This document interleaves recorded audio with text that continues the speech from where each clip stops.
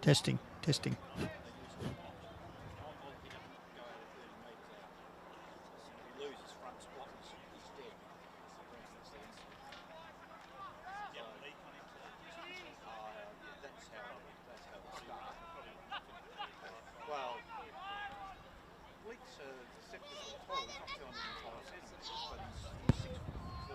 Testing, testing, testing.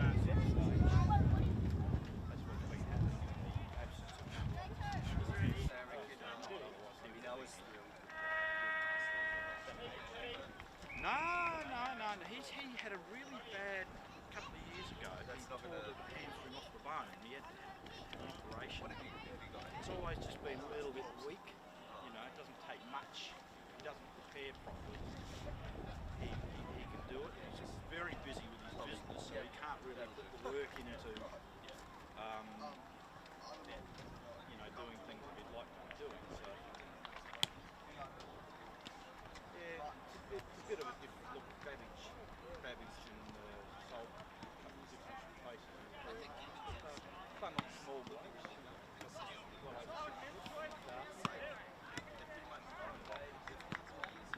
Well, he's one of the guys stuck in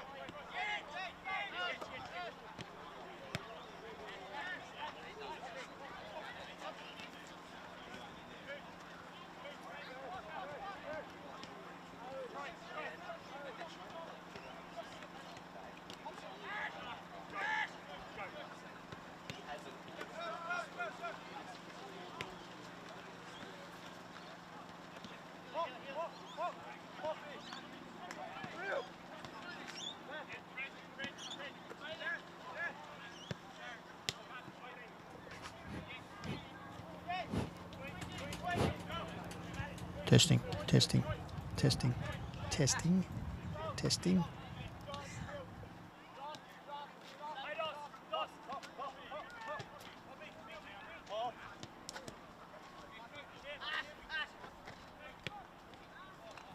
Testing 1 2, testing 1 2.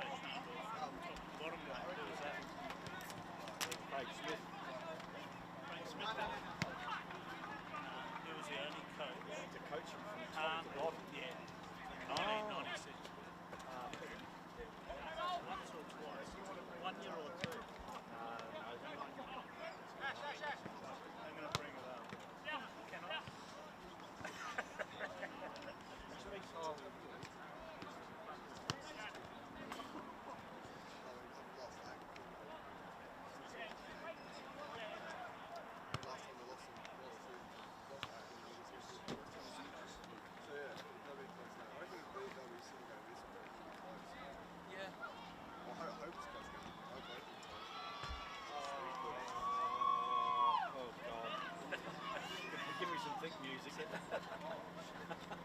we're going to have a quiz. Who were the worst three coaches in your time at Hahndorf? Well, results-wise, it's pretty easy.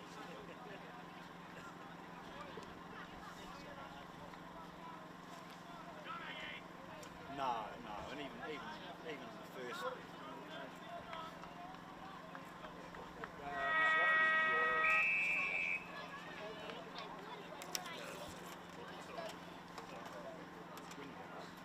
Corey Norris, yeah.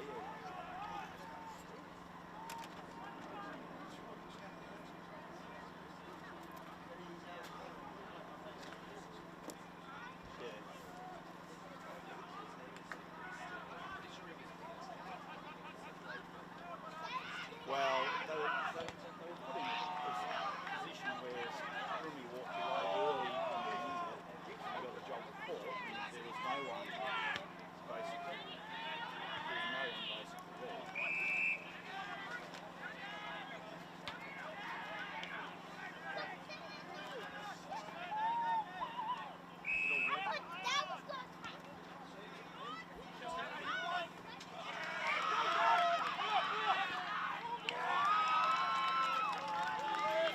Testing.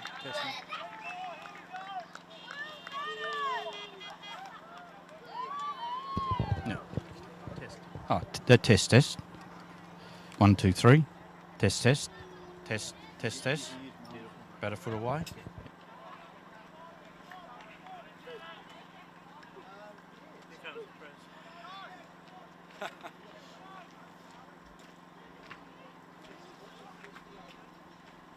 No, yes, I did. The first episode, yes. First two episodes. You right? Have you got, is a lot of members taking it? No, explain that to every home game we recognise by okay. So that's all right, not a problem. Yeah, thanks, Kate. That's all right. No, that's all right.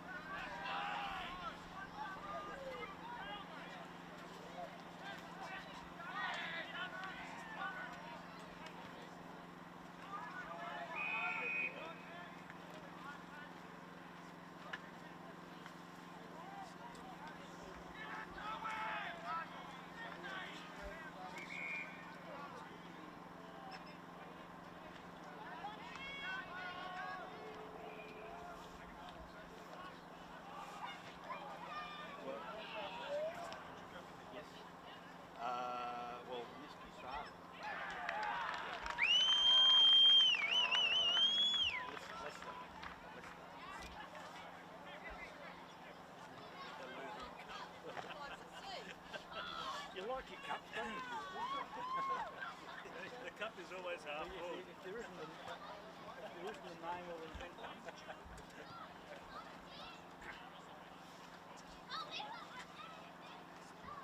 Yeah, there's always been that. I think similar sounds and teams.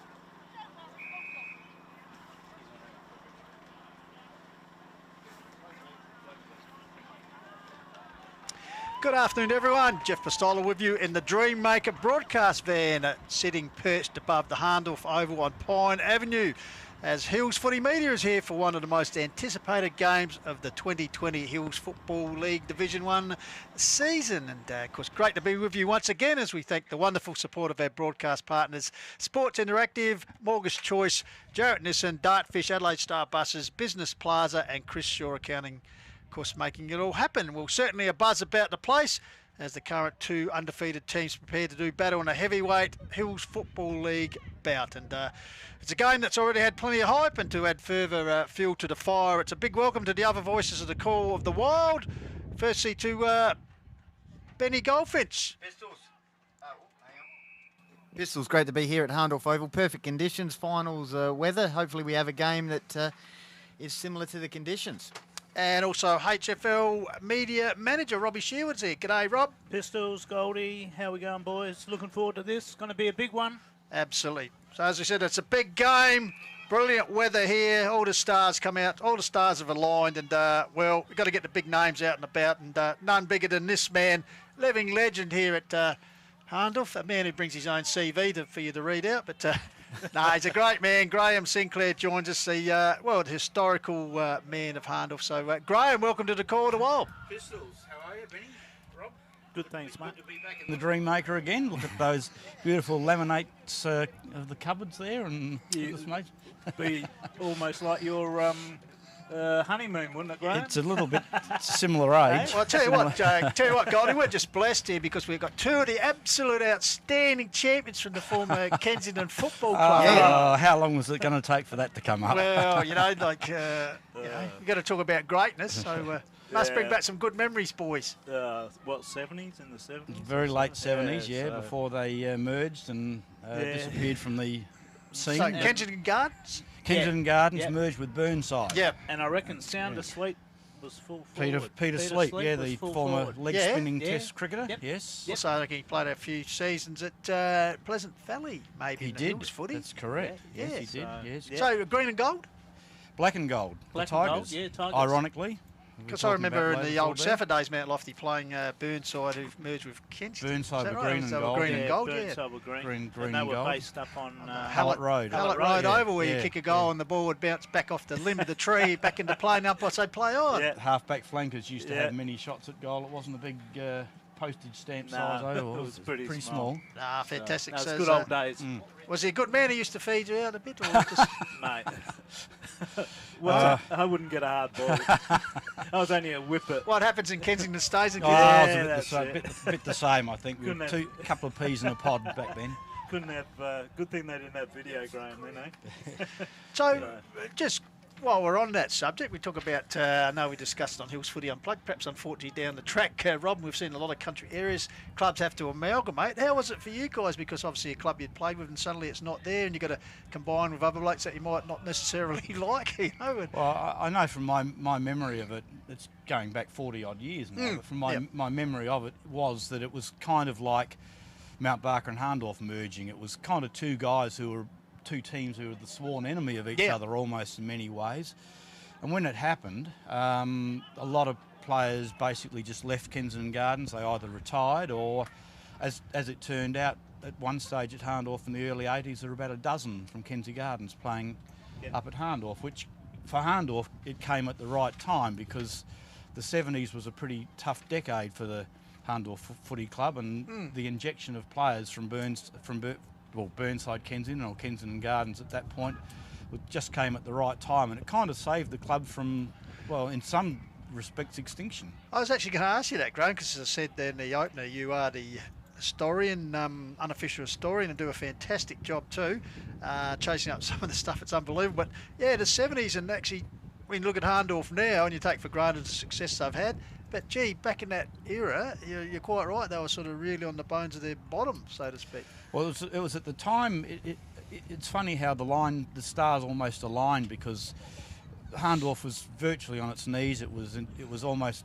in merger talks with Bridgewater, as it turned out. Gee. Which could have been interesting, because we could well have been wearing a jumper very similar to Port Adelaide's, with the blues and the blacks and the whites and so on. But also at the same time, Littlehampton pretty well had folded, and they had tried unsuccessfully a couple of times to get something kicking again. It didn't happen, so Hahndorf took the opportunity to get into the primary school at Littlehampton because no one else was looking after them, and encouraged, took players over there and did coaching after school and so forth, encouraged, and the players basically started to filter across. The kids started to see Hahndorf as the place to come and play their senior footy because there was nowhere else to go, and at least the Hahndorf Footy Club, through Ken Swain in particular in those days, had sort of taken up the challenge, and now it's become, well, because the town of Hahndorf really is constricted by its environment, it can't grow any bigger. Littlehampton's where a lot of the youth comes from now, and the club's recognised it in such a way that the junior teams are called Hahndorf Littlehampton for that reason. So there is a recognition of that. Can we see that filter into the senior? It has come up a couple of times, but I think that would be a pretty hard thing to get through. It's a bit like a merger in a way. Couldn't play a Littlehampton in country division, as in an A-grade country division, if you had a C-grade team? Well, that would be a possibility, I guess, but yeah. I don't probably think that would happen. But it has been brought up a couple of occasions, but it's kind of, you get into the argument then of clubs wanting to merge, needing to merge, wanting to merge identities. And I think everyone's pretty comfortable with the way it sits at the moment. Gets put in the 2R basket. Speaking of which, because we love you because you're so foresight and you're very astute when you come to talk about football. Talking about mergers, can you see down the track, perhaps you talked about a couple of little towns that have disappeared as far as the football scene. Can you see some more clubs actually disappearing down the track, taking the next 50 years of footy? Absolutely. I think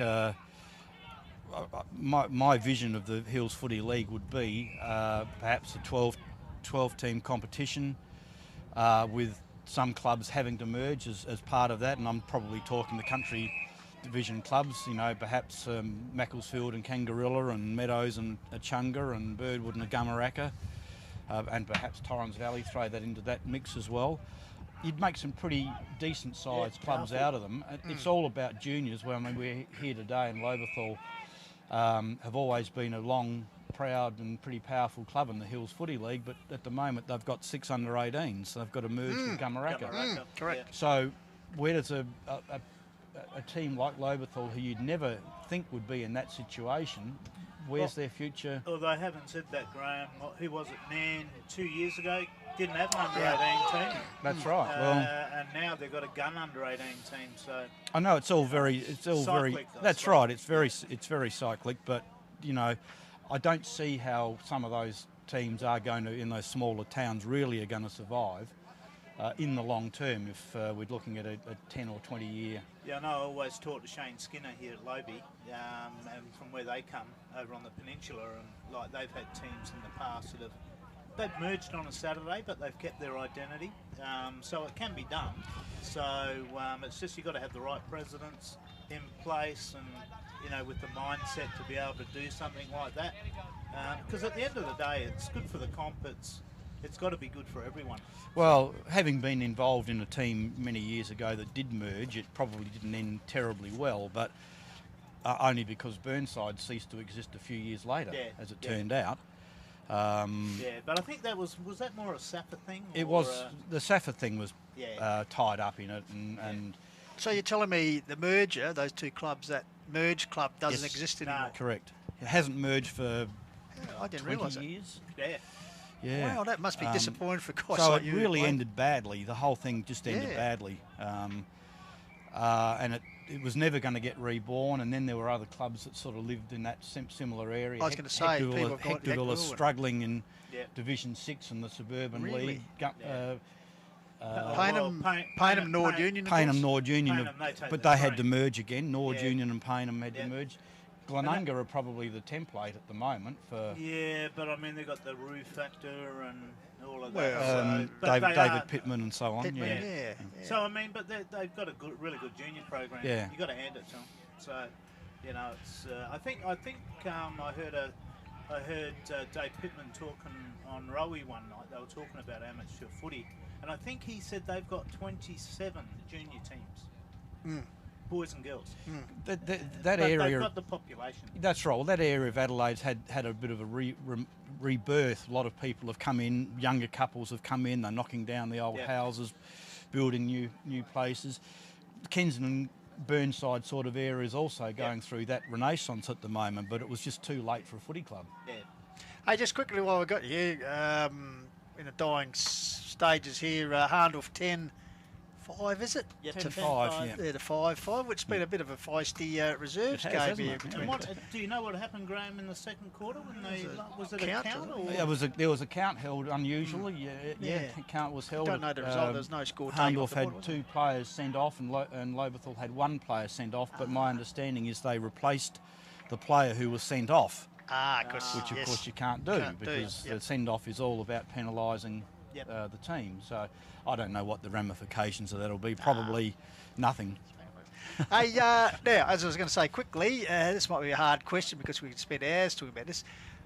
In your time, what era, or there's one particular moment or one particular team of Hahndorf, because obviously at the moment they're pretty good nick, but one particular favourite moment or team of Hahndorf that you know, thinking of a historian, if you had to pick the team of the century? Oh gosh, I can always remember 1992. I hate to sound like I'm old, but Brian Cunningham was the #1 ticket holder at Hahndorf in those days. Really? Yep. Blackwood had thumped Hahndorf before? in That's right. a grand final Yeah. in relatively recent times, and Richard Hill, who was the coach, the great Richard Hill, said that's never going to happen again under my watch, and he went out and used all of his football connections he could find to bring in guys like Randall Pearce and Steve Alexander and the likes of that.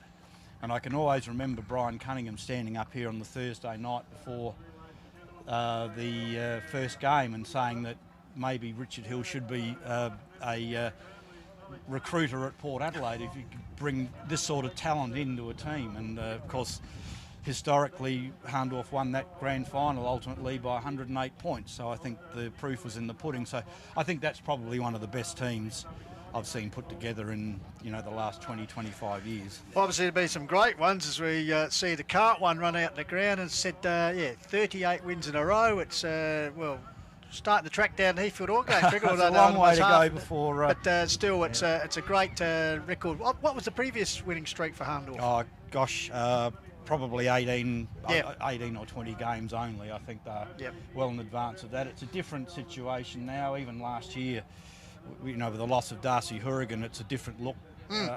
Hahndorf, they've got more options up forward, which probably makes them harder to match up on. You don't put 3 guys on Hourigan anymore. You actually have to concentrate on 2 or 3 other guys who are very capable footballers. So it'll be interesting to see how it all pans out today. Lobethal are an offensive team, so they like to score. So do Hahndorf. So hopefully it's a bright game. And I thought you'd probably know this already, but it's virtually 5 years to the day, Skinny, that Lobethal have defeated Hahndorf in round 11, June 27th. 2015, the Tigers 12-13 defeated the Magpies 8-14. Alex Wills kicked 4 goals, but of course then Goldie, the teams met later that year in the elimination final at Mount Pleasant, and Hahndorf getting 15-5 to 10-8 on the way to a memorable premiership victory. Yeah, Jeremy Ofterhide was the Lobethal coach on that day, and of course he played his last game of football at Hahndorf in a B-grade premiership a couple of years ago. So the wheel turns in funny ways. It does. All right, Graham, well, thanks very much once again for joining us. As I said, it's always great to see you. It's great to talk footy, and we won't ask you for a tip today, but... look, we I are think home expecting a ground good contest. advantage. Let's say home ground advantage, the black and whites and home ground advantage. But no, thanks, boys. Have a great call. Yeah, Good on no you. worries, Thanks. Thinkers. Cheers. Thanks Very much. Graham Cheers. Sinclair there joining us on Hills Footy Unplugged Call with the Wild. And it's about time as we just watch the boys go through their warm-ups here. There's a toss in the middle of the ground. Has been won by Braden Fisher, Goldie for Lobethal, so they'll head towards the Pine Avenue end in the first term.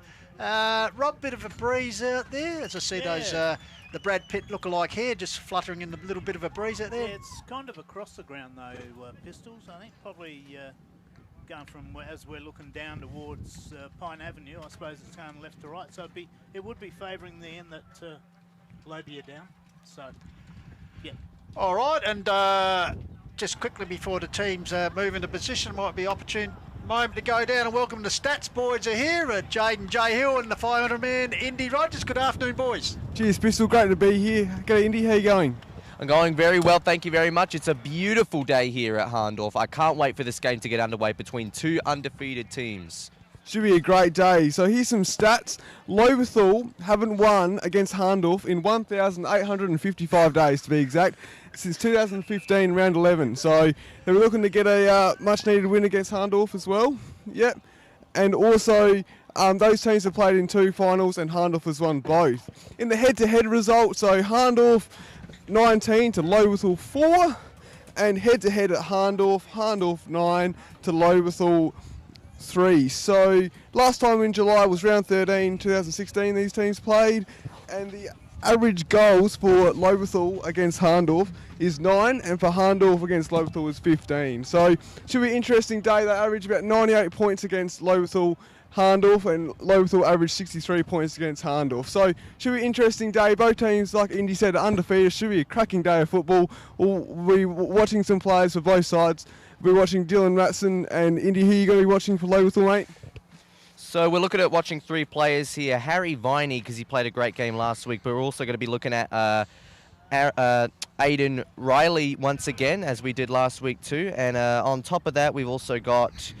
by the looks of it, if I could just get the name up. We're also going to be tracing, because Jenkins out today, so that takes away one of the major players from last week's win over Blackwood. But yeah, we're going to be looking at Luke Nitschke.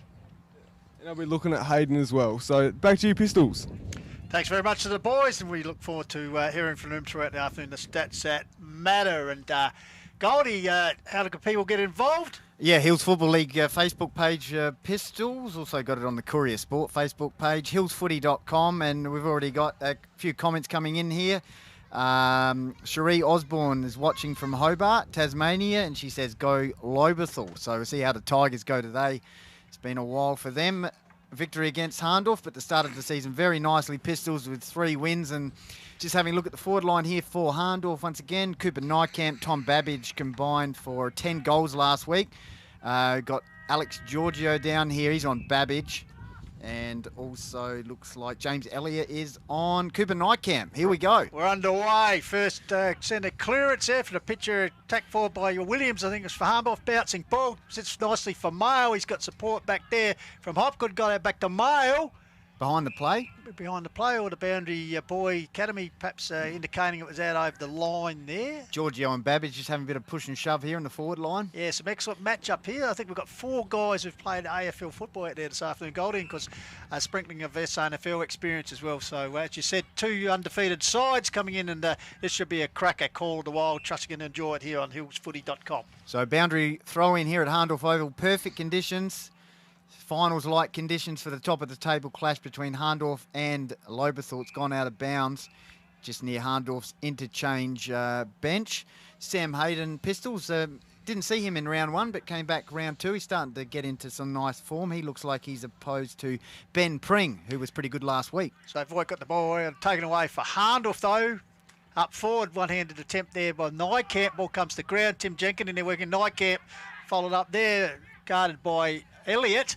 Ball scrambling in there about 30 metres out from the square. Dangerous position here. Yeah, Hahndorf kicking towards the top end. And of course, the umpires today, Mick Taylor getting involved, and also Andrew Lawless. Taylor tosses the ball up over the top of Salt, got the ball down, taken by Riley out the back door. Mick Walters. Got the run there of Mick Walters, the York Peninsula boy, but unfortunately the kick drifts out over the boundary line on the Yench wing area, so it'd be Cole Cheney for his first stat of the afternoon. The former Crow sizes up what's on offer in the shadows here on the Yench wing, as I said. So just outside the 50-metre arc, he'll set it up towards the top of the corridor. Pack sets himself, bit of push and shove close to boundary line. Voigt under a little bit of pressure is pretty happy to see it nursed over the line. So opening score goes to Hahndorf. It's a minor one, and we've played just over 2 minutes here on the Call of the Wild. Trust you're enjoying it worldwide on hillsfooty.com.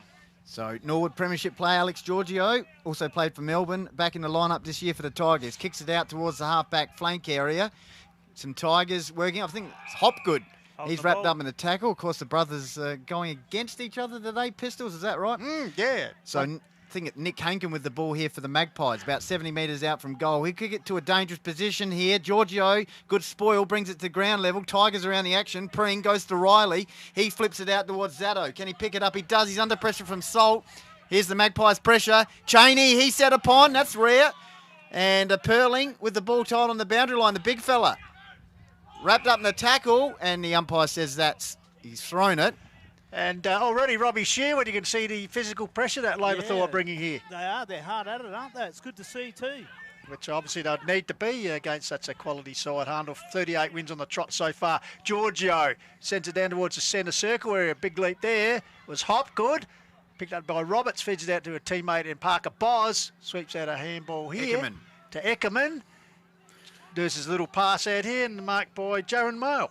Hankin kicks the ball inside 50, 1-on-1, goes over the top of Babbage. 3 Tiger defenders here, under a bit of pressure, do it reasonably well. Ducking the chutney there was Babbage, got a handball out the Mail. He's usually good in these positions, and he's just missed it there, minus score. So Lobethal holding up here, 4 minutes gone. Hahndorf 2 points, and Lobethal yet to score, Pistols, but the defence is settling in here for the Tigers. Absolutely. It's Giorgio, a exciting goal kicker last week. Goldie, of course, first goal for a number of years. Kicks the ball out from the full back position out towards the Yench wing area. Pack suits himself. Comes down here to Nitsky. Was he taken? Oh, no. Got to run around the corner to the coach in Fuller. He just nurses one up the line. Malcho getting involved for the Pies. Gave it to Cheney. Cleverly kept it in rare. ball and play, and then kicks it out of bounds on the full. There you go. Rare there. So it looks Josh O'Loughlin back in the side wearing the significant number 77 Goldies. He nurses the ball into the centre of the ground and finds big Voigt. Yeah, a couple of changes for the Tigers. Mitch Jenkin out and Jake Ulrich, and looks like Josh O'Loughlin's one of the ins. So Voigt kicks towards the half-forward line. Here's the Stallion, puts up the Jukes, brings it to ground level. Eckerman, sweeping handball out to Cheney. Let's see how this kick, that's better. Goes towards the half-forward line, but once again, Tigers holding up nicely with Voigt taking the mark on the left half-back. In a bit of shadows here, Pistols. So big Henry Voigt decides to go across the ground. He's got a teammate out Dangerous, here. 2-on-2 now. Elliott, he's got support there from McWaters. So Elliott, a little bit of a touch of the fumbles in the cliff pocket. Oh, this way, that way. This way, that way. It's called by Goldie. Got out McWaters. Also, and there's Nykamp. And close to boundary line, and umpire Taylor will come in and ball it up. And, yeah, a little bit of sloppy play there. No doubt the Tigers will be looking to tidy it up. So, right in front of the social club decking. Well attended this afternoon by the Hahndorf faithful. Comes out to Williams, gets a handball back here to Hopgood. Has a flying shot on the run. Step, bang! That is not bad. And that's the first goal of the game to the Magpies, to Braden Hopgood. He's probably set the challenge to his brother Dylan, saying, I've got one, now it's your turn. Yeah, your turn. You've got a couple of comments here. Scott Ofterhide, he's watching from Noosa. It's good. He says it's good to see the sun shining down there, boys. Go the Tigers. And Daniel Webb says, go the mighty Hahndorf. So, yeah, we've gone 6 minutes here from Hahndorf over. It's Hahndorf 1 goal 2. Lobethal yet to get on the board. I think they haven't been inside 50 tell you yet. what, for Scotty Ofterhide, it's like being at Noosa here today. Scott at downtown Pine Avenue. I tell you, the sun's shining brightly as Daniel Roberts gets the tap down. Cricket pitch area. Going to ground there was Parker Bowes on the attention. Nitsky ball held underneath. Finally comes out into Jay Tavini. High kick towards the half-forward line. Up high was Malcho, bouncing ball. Tap further afield there by Yench, I think it was, with the out the sleeves here today. Gets it back to Malcho. Malcho is under pressure. Bit underside. Gives it to Daniel Roberts. Manages to get away from Voigt. Gets it back to Yench. And he'll kick it across to his partner in crime in Cheney. Yep, that happens quite a lot. Cheney, of course, Hahndorf, 38 wins in a trot. Last loss was Anzac Day a couple of years ago. Kicks it towards the wing area. And that looks like a free kick there for Lobethal against Daniel Roberts. And it's gone to O'Loughlin in that number 77. Pistols, any famous 77s in our time? Wow. Sunset Strip. We'll have to look in the record. Sunset Strip. Well, called by Robbie Sherwood. Puts up and... Stallion. The Stallion take one. He started well. He started well. Yep.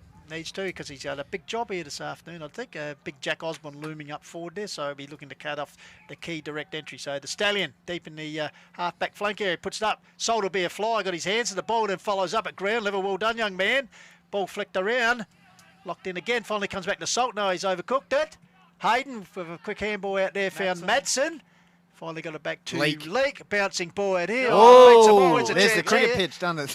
Going to ground there was Cooper Luke. Toe poke forward by Timmy to track to Jenkin. 2 Foot on race 1. here between Mile and Jenkin. Mile goes to ground. Ball under him. Over the top of him also is Giorgio. Ball locked in there. So quick free-flowing game already, Gold, as we expect between two undefeated teams. Yeah. It's a good game of football. 8 minutes gone. Hahndorf 1-2. Lobethal yet to score, but Tigers started reasonably well here. Touch into a dangerous position. Voigt goes to Jenkin. What can he do here? Has a bounce confidently from Leake. Kicks it towards the wing, but it's gone towards Cheney and takes the mark on the Yench wing area.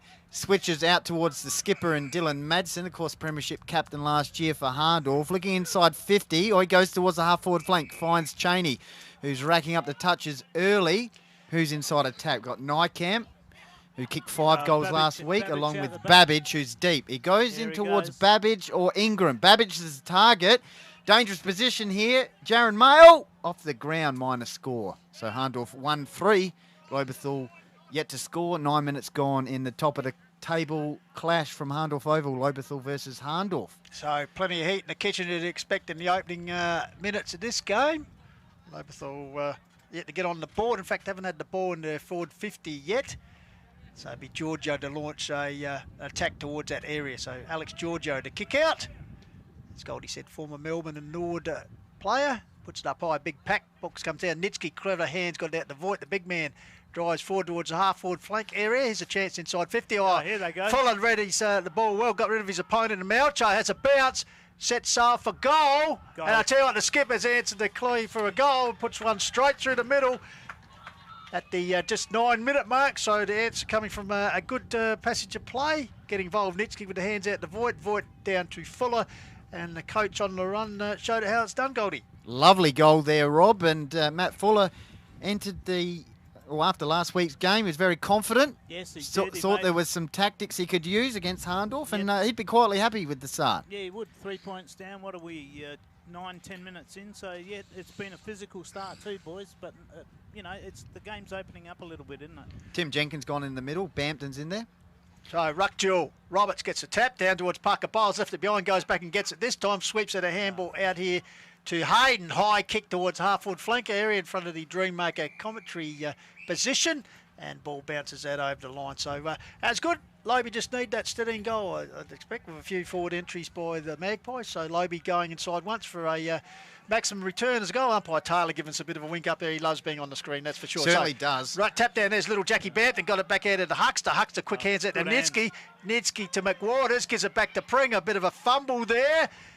Viney getting involved, got it back to McWaters. The York Peninsula boy goes out wide, a bit of a mung kick, but falls in the hands of exciting youngster in Cooper Luke. Cooper Luke with the ball, played well last week. Robin Pistols, as I said, talented young cricketer as well. So there's quite a few talented sportsmen here at Lobethal. Sweeping handball out towards the track to Timmy Jenkin. He goes back to Viney with Jeremy off. Jeremy off to Hyde's old number.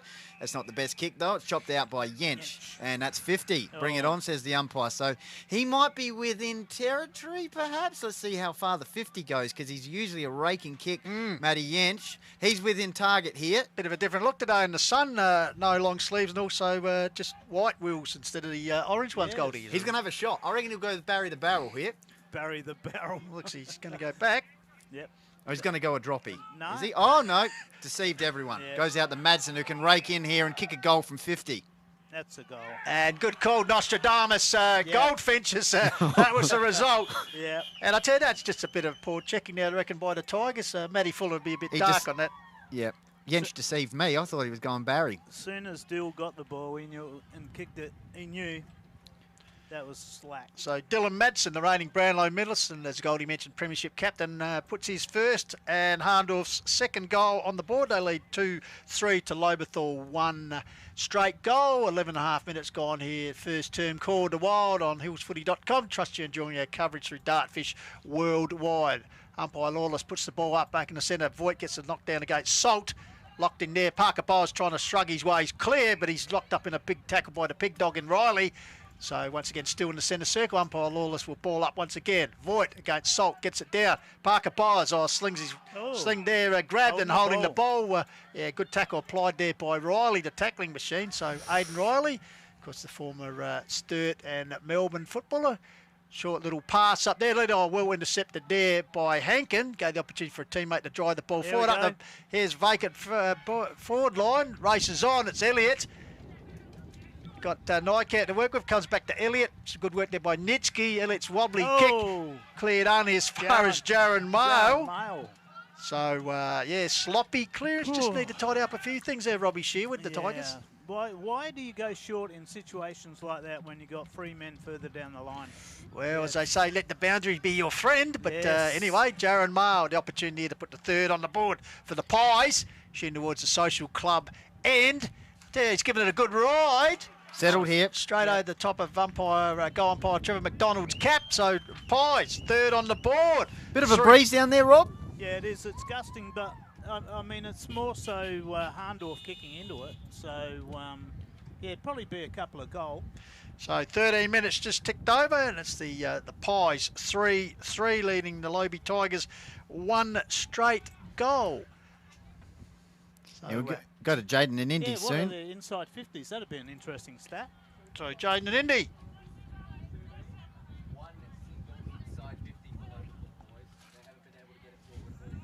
Hang on, we'll come back to those. Come back to them in a minute. Kick forward by Tim Jenkin. Dangerous position. Yench at full steam. Brings it good to ground tackle. level. Good tackling from Lobethal there across the half-forward line. Locked the ball within a dangerous position. Goal kicker for them in the first term so far was Matt Fuller. And for the Magpies, we got Dylan Hopgood, Dylan Madsen and Jaron Mail. So the Magpies looking to clear here. Chain of handballs, gets it out towards the wing. Down the ground. What's he seen here? Downfield free kick for the Magpies. And looks like Nick Ingram will get the ball here from the umpire. So Ingram near Lobethal's interchange bench. He's looking in board. He's got Madsen there. Kick the goal. Goes down the line towards Sam Hayden.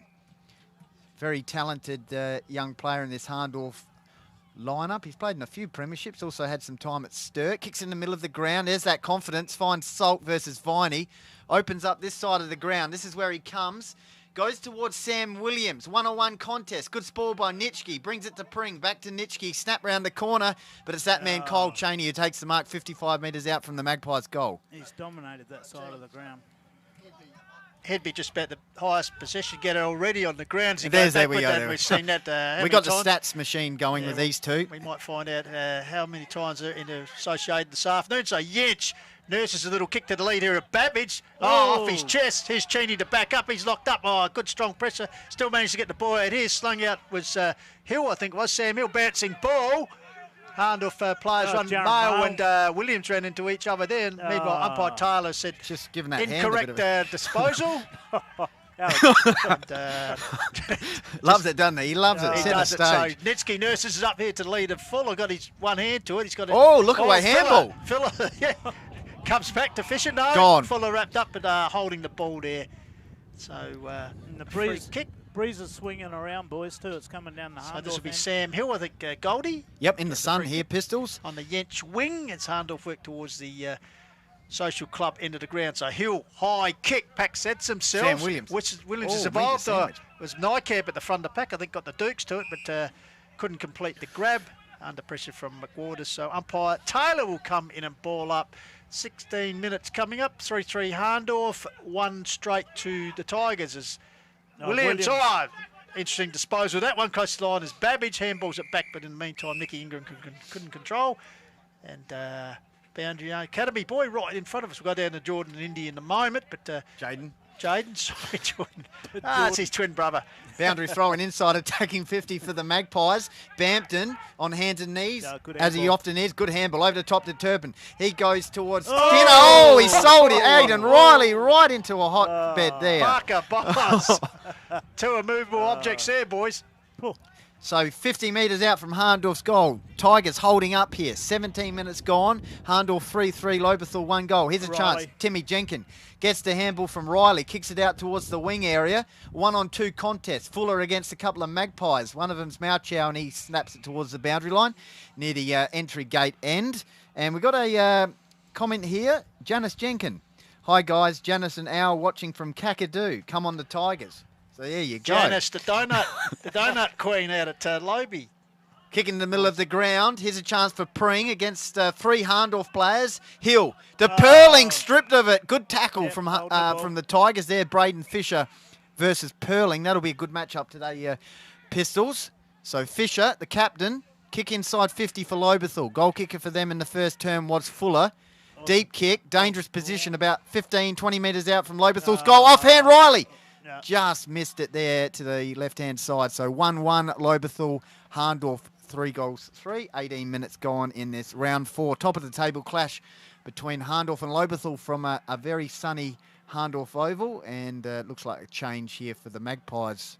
So Jench to kick out wide looking for his partner in crime. Cheney, ball comes to ground. I think it's Hopgood in there. And ball forced over the line just down from the Jench wing. So as Goldie said, entertaining start this game. Good crowd in the house here at Pine Avenue as they expect. 2 unbeaten sides vying for the outright leadership of the competition. A bit short by the Academy boy. Not a good one. By saying come in and pitch it up again. So it'll be Salt doing the ruck duties at the moment for Hahndorf against Henry Voigt. That's a better pitch by the boy. Salt made first position, got it down to Cooper Luke. Shrugs off an opponent, gets a handball to no one in particular. Picked up by Cheney, already had a ton of kicks. This one's going to be close to the line, but Nicky Emgram. I think his hair got in the way. got off hands and spilled over the boundary line. So he never drops those. No, had been a comb, he wouldn't have dropped it, that's for sure. So the Academy boy will pitch it back in. Once again, That's better. Salt front position, but Voigt got it backhanded down to Giorgio. High kick away towards centre forward. Pack Stallion's in there. He's bundled out the way. Bouncing ball taken by Big Jack Osborne. Flicked out a handball to a teammate there who's locked up. Handball out the back door comes, and finally another clearing kick by Cheney. Back towards the pack, waiting behind his Voigt. He'll be the first get there, but he's got support by Luke, but once again the ball out over the boundary line. A little passage of play which seems to be hugging the Jench wing side of the ground. Goldie as the Academy boy comes in, and he'll bring it back in. Boundary throw in, 20 minutes gone in the first term. Hahndorf 3-3, Lobethal 1 goal 1. Just a reminder, you can tune in on hillsfooty.com. Go to the Hills Football League Facebook page. Just click on the link there, and also it's on the Courier Sport page. So top of the table clash. Hahndorf leading. Sam Hayden to Cheney. He would have just absolutely racked up the catches in this first term. Kicks it with the half-forward line, and a good spoil there. High fist coming from Elliott.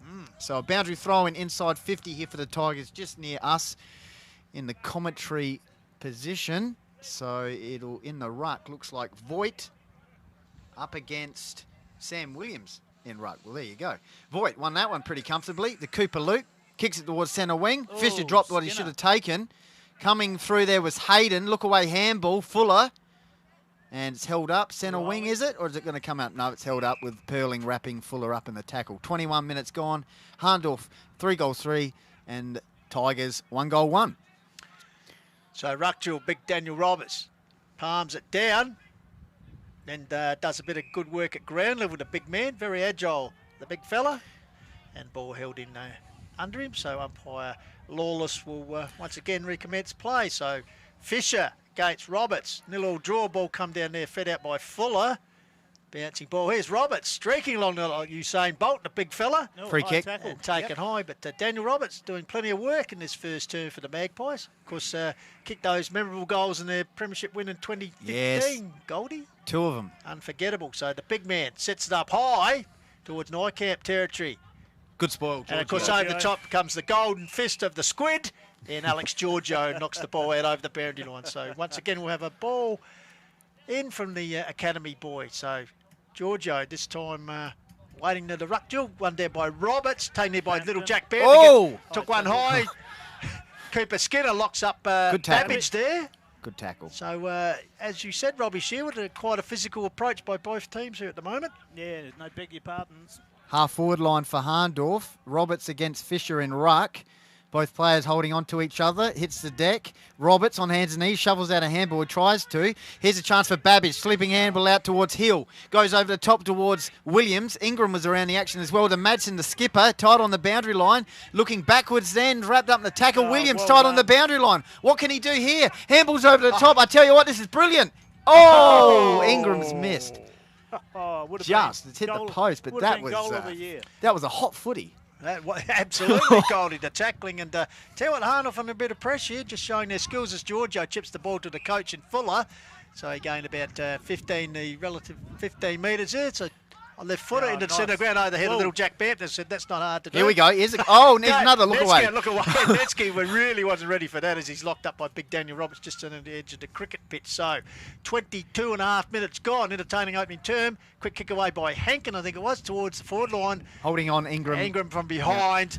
McWaters, so the former York Peninsula boy will take the free kick. Tigers are settled into this now. Kicks the cross in front of the Dreammaker commentary spot and right in the back pocket taken by Timmy to track the Jenkin. Peter Riley is watching from Wollongong and he says, thanks for the coverage. Oh, that's classy. Yeah, so Mum would like that one. Janice will like that one because he did get the clearing kick second time. Big D-Rob. He lost it, comes down to Hankin.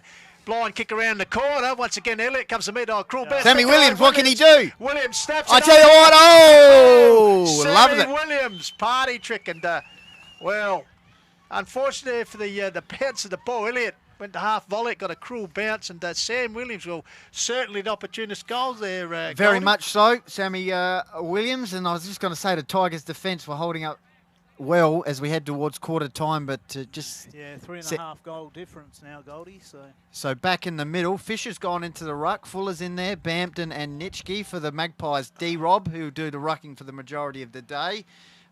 Looks like Parker Bowles is in there, Sam Williams, the last goal kicker, and also Dylan Madsen. So here's Madsen. He's wrapped up in the tackle. Right in the middle of the ground, Hahndorf captain, premiership last year, of course, of the Magpies, entering this game with 38 wins on the trot, Hahndorf. Lobethal started the season very nicely with 3 wins in a row. And a couple of changes for them today with Mitch Jenkin and Jake Ulrich out. Of course, Brady Dorr still out of this lineup, but Tigers giving it a red-hot crack here in the first quarter from Hahndorf Oval, a very sunny Hahndorf Oval. And I'll tell you what, Goldie, Mitch isn't up in Kakadu with Janice, is he? We'll have to find. Janice, is Mitch up there with you? We'll just find out on the feed here. Hillsfooty.com on the YouTube. Hills Football League Facebook page. Get involved. Let us know where you're coming in from. We've got people in Noosa, Hobart, Kakadu, Wollongong. Sensational. Hahndorf. So boundary stoppage, centre wing. Fisher stripped of it. Captain for Lobethal. Handball over to the top. Dangerous position. Here's Hopgood. Oh, good smother there by Cheney, who's been in everything. Envelope the Perling. He started well. 1-2. Perling gets the ball. Kicks it towards the wing area. One-on-one contest. Salt. Held on to. Yep. Umpire Mick Taylor just really holding that green polo shirt. Kicks it towards the half-forward line. And he finds Babbage, who kicked 5 goals last week for the Magpies. Looking inside 50. He's He's got Jaron Mail deep. I don't think Babbage has got the carry from here. He goes long into the pocket area. What a kick. Gee whiz. Post. Giorgio's hit the post too. I tell you what, Goldie had the carriage, just not the accuracy. So, that breeze. Well, it's just a penetrating kick. That's what. So it's called there. Post still shaking after a contact from Lee Matthews style. Was it Giorgio? Yeah, Alex Giorgio. So the squid. Full back to bring the ball back into play. 4-5. Hahndorf play 1-1 to the Tigers. Chips it short. Dangerous. That's confident. That is very confident. Back into 1-2. So Giorgio racing out defence. A long kick. Fuller versus Cheney. Cheney territory. And perhaps they've got to avoid going in. It's Fuller. Fuller gives the old push off the edge. Then shoots out a handball. We're governed by Luke at ground level. He tries to get out Nitsky. Good. Finally got out to Kai Turpin. Gets it back to little Jack Bampton. He's got a short kick downfield. up the line. Downfield. Downfield. Bampton was interfered by Eckerman, it looked like, so the free kick. Gave him a pat on the head to go on with it. Looks like it's going to be taken by Ryan King back in the side. I think Matt Golding with the barking instructions up there, so he's getting into it, the coach for Hahndorf. So Ryan King, of course, son of the great man, Jason King. So who's he got down there? Big Osborne. He doesn't move a lot from that square, but when it's around his action, he's usually dangerous. Kicked 11 goals this season. What's he called here? 50. Mick Taylor calling Mickey. So, chance here for Ryan King. As Goldie said, 26.5 minutes gone. A chance to get probably a vital goal here on the edge of quarter time, just to bring the Tigers back that little bit. 1-1 plays 4-5. So, point blank range for Ryan King. Puts it straight through the high net as the siren sounds on cue. I don't think Matt Golding would be happy with that. No. Hahndorf coach. So, good start here to this match. Hopgood's mum, both of them, should be going for both sides, I'm pretty sure today. Yeah, it should be torn between two lovers there this afternoon, I think, Mrs. Hopgood, but both getting some early touches. But Goal kickers in the first quarter for Hahndorf, Dylan Hopgood at the 6-minute mark, Dylan Madsen 12-minute mark, Jaron Mail 13-minute mark, and Sam Williams at the 23-minute mark. And for Lobethal, Matt Fuller, the coach, at the 10-minute mark, and King, of course, on the siren just then. Rob, Sherwood, as both sides go to their huddles at quarter time. I think the scoreboard's a bit misleading. Hahndorf clearly had 65-70% of the ball in their forward half, so unlucky with a couple of shots that hit posts and whatever. So for Labor to only be 2.5 goal down, if I was Matty Fuller and kicking with the breeze this quarter, you'd have to be fairly happy with that, Goldie, I think. Janice Jenkins says, no other Jenkins here with us, just beautiful sunshine and a cold esky. There you go. There's immediate feedback for you. Sounds the spot to be as we go down to Jaden and Indy for the stats at quarter time. Take it away, boys.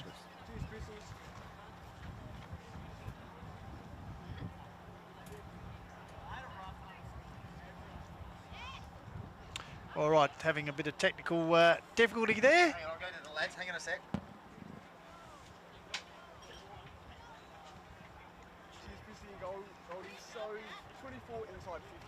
For Hahndorf, they was pumping it in. They had good play. Cheney run off half back was really good that quarter. 42 kicks, 30 handballs and 17 marks. So I think they nearly beat Lobethal in all those categories there. 31 tackles as well, kept the pressure up. They were really good, Hahndorf, and they averaged a score of 26 in the first quarters against Lobe in the last 3 games, and they got 29 there. So consistency there for Hahndorf. So see if they can press on the second quarter. Indy, your take on the game, mate? Well, clearly they're not getting dominated too much in disposals, Lobethal. They've got 33 kicks compared to Hahndorf's 42. Not a massive difference, but really Lobethal haven't been able to use it on their half of the ground. Only 3 inside 50s for the quarter, and this is also paired with 6 marks compared to 17. They've been going long down the line from the defense far too much, and they need to start playing in cleaner football if they want to get it forward and create those forward 50 opportunities, because right now 3 inside 50s is a coach killer. They're going to need to address that during the break. And also Hayden and Matson had 10 handballs combined and also 8 kicks combined. So they dominated in the centre there. Parker Bowles got a few handballs as well. So they're back to you guys. Can I just ask you, while you're there, boys, just the interaction between Matthew Yench and Cheney, because we talked about it before the game, and in a lot of Hahndorf games we've seen that they interact pretty well. Figures so far between the So two the 1-2s between Cheney and Yench, I had 3 in that quarter, and they were mostly down our side of the, side of the ground, so near Bahana's side of the ground. Good work, boys, as usual. So, quarter time here. It's been an exciting opening to this anticipated top of the table clash. Hahndorf 4-5, Lobe Tigers are 2-1, and both sides in the quarter time huddles, as both coaches addressing the players. And sun-drenched conditions down here at the moment. Good crowd in the house, as we said, and seeing a pretty good game of Hills football, and trust you're enjoying it wherever you're watching it on hillsfooty.com, and of course brought to you all by those wonderful supporters: Sports Interactive, Mortgage Choice, Dartfish, Jarrett, Nissan, Business Plaza, Adelaide Star Buses, Chris Shaw Accounting. And, umpires today, Pistols and Rob, very important, already made an impact. Mick Taylor, Andrew Lawless, boundary umpires Brady Judd, Fletcher Squires, Anthony Mail, and the goal umpires are Grant Sims and Trevor Mack. Hahndorf's defence: Perling, Yench, Leake, Cheney, Eckerman, and also, is that Trent Mail having a bit of a go here? Yep, Trent Mail. Yep. Osborne's gone to Leake. Fuller is gone to Eckerman by the looks of it. I'll tell you Fisher's gone to Perling. Cheney's gone to Bampton. In the meantime, it's Hahndorf 4-5, Lobethal 2-1, so important start here. Kick forward by Hahndorf towards the Pine Avenue end of the ground through Hopgood. Inside attacking 50. Here's the skipper and Madsen flicking handball out towards Ingram. Good spoil there. I think that was McWaters, and it's gone out of bounds. Inside attacking 50 here for the Magpies. 38 wins on the row. Both sides have started the 2020 season with 3 wins. So in good form at the moment. Ingram from that position once again has a flying shot at goal. And he's just missed it there. So Hahndorf on the board, 4-6. Lobethal 2-1. Just quarter time update, boys. Chunga 3-2 leading Nairn. Bremer 1 goal 5 in the game at Nairn this afternoon. Both sides seeking their first win of the season. As Giorgio brings the ball out for the Tigers, goes wide towards the Yentz ring, looking for Cooper Skinner. Off hands there, Hayden was involved, and also Matty Yentz. And out over the boundary line. Mount Barker 3-2. Mount Lofty 1 goal 3 there, thanks to Aussie, who's out at Mount Barker. So, boundary pitched in on the Yentz side of the ground. Voigt took it out the ruck, gets it forward for the Tigers. Eckerman dropped what he should have under pressure from Fuller, goes to ground, ball camped in there. So that breeze is just picking up a bit. I'll tell you what, Lucky Colo isn't there. He'd be suffering from he wanted the heater last week. Absolutely. So umpire Taylor puts the ball up. Daniel Roberts wins it down, taken by Yentz. Quick hands out there. Got it. Trent Mail. To Trent Mail. First time we've probably called him, boys, this afternoon. Handball comes back here to Nick Hankin. Lovely kick. Lovely kick, and finds our man Salt. So Salt just outside the 50-metre arc towards the Pine Avenue end, puts towards the top of the square, leading look at that. Nearly a good grab there taken for Hahndorf. Finally a clearing kick away. Centre that wing. was through Elliott out towards the pedestrian crossing area. But big fly down there, Goldie. Yep. Umpire's wearing a hat, understandably. Sunny conditions here, about 16, 17 degrees from Hahndorf Oval. So boundary throw-in. Looks like he's a left armour, this boundary throw-in. Nice throw-in. Centre wing. Roberts, Voigt over the top. Finds Riley, usually breaks a tackle. Manages to get one out there to Pring, one of the Blonde Brigade. Goes out to Viney. Handballs out to Voigt. Off he goes, the big man, the captain. I mean, the ruckman, I should say. Out towards Fisher, one-on-one against Perling. Hits the deck, Hopgood. Breaks away from Yench. Gee whiz. Kicks it towards the forward pocket. Eckerman slaps it towards the boundary line. Goes and collects it himself. That was lovely. Kicks it towards centre wing. It'll be Salt. High. Brings it. Oh, the umpire says he's chopped one there in the mouth. So free kick to Salt, centre wing. Just unfortunately, Hopgood overcooked that kick. But they were looking good there. But as you said, good rebound there by young Eckerman. Another young, exciting Magpie in Salt has the ball. Wing area. Puts towards centre half forward area. Voigt's back there. Got a fist to the ball. Well dribble. Nykamp, I think it is. Keeper Nykamp. But just didn't quite go there. Just as called by Goldie. So through for a minor score. 4-7. Hahndorf leading Lobethal 2-1. 3.5 minutes gone second term. Called the Wild here from Pine Avenue. And I must say, sun-drenched Pine Avenue. You think you'd be at Kakadu, Goldie. Lovely conditions here. Yeah, lovely conditions. Hillsfooty.com is where it's all at. And Hills Football League Facebook page, get involved. Dangerous. Kick towards the halfback flank by Giorgio. Here's a chance for McWaters. Goes with the handball. Back towards Huckster. Short pass to Bampton with the helmet. Goes to McWaters on that left boot. Kicks it towards the wing. They're on here. If Nitschke gets it. He's taken a one-hander, but it's gone out of bounds on the fall. Or has he taken it? Oh, no. He's taken it. That is absolutely just very good. reminiscent of Fatty Vorton's magnificent That is sensational. Kicks towards the half-forward line. Here's a chance. Lovely work by Hopgood. He started well in this second term, but he's wrapped up in the tackle, and the Magpies are away. Pistol through Hankin to Parker Bowers. Parker Bowers sweeping handball to Mile Jarrett variety. Gets on the left foot near the cricket pitch area. Short little dinky kick, but intercepting it is Alex Giorgio. The squid goes to ground. That could well be 50. It is. Umpire Lawless is on the spot. I tell you what, is he on for another goal? So the comb-over man getting involved there. Yeah, that was a bit tough, I thought, Jeffrey. Giorgio might be on for another goal here. Apparently a proven goal kicker, Goldie, I've been told. Who wants to buy land off this bloke? So umpire Lawless, pretty generous there. Well, he's given Giorgio a real crack so here. Alex Giorgio the chance to kick consecutive goals in consecutive games, Goldie. So an elite forward. So sets it on its way. The squid. Oh, he loves it. I tell you, the squid get around him. Alex Giorgio pots his second goal for the season, and as I said, in consecutive games. So it just pulls them back a bit to move to 3-1. The Tigers. Hahndorf on 4-7, just over 5 minutes gone second term. Call with the Wild. Making the most of the inside 50s here, Rob. Yep. been in twice this quarter for 2 goals. So, yeah, no, been in twice for 1 goal. So back in the middle, Viney, Riley, Nitschke, Voigt, and then for Hahndorf, Madison, Daniel Roberts, Parker Bors, and Nick Hankin. So Hahndorf 4-7, Lobethal 3-1. Top of the table clash here from Hahndorf Oval. Hahndorf 38 Riley. wins in a row against Lobethal. Started the season 3-0. Here's a chance for Hankin. Sweet getting handball out towards Leake. He'll have a shot from 55 metres and another minor score. 4-8 now, Hahndorf.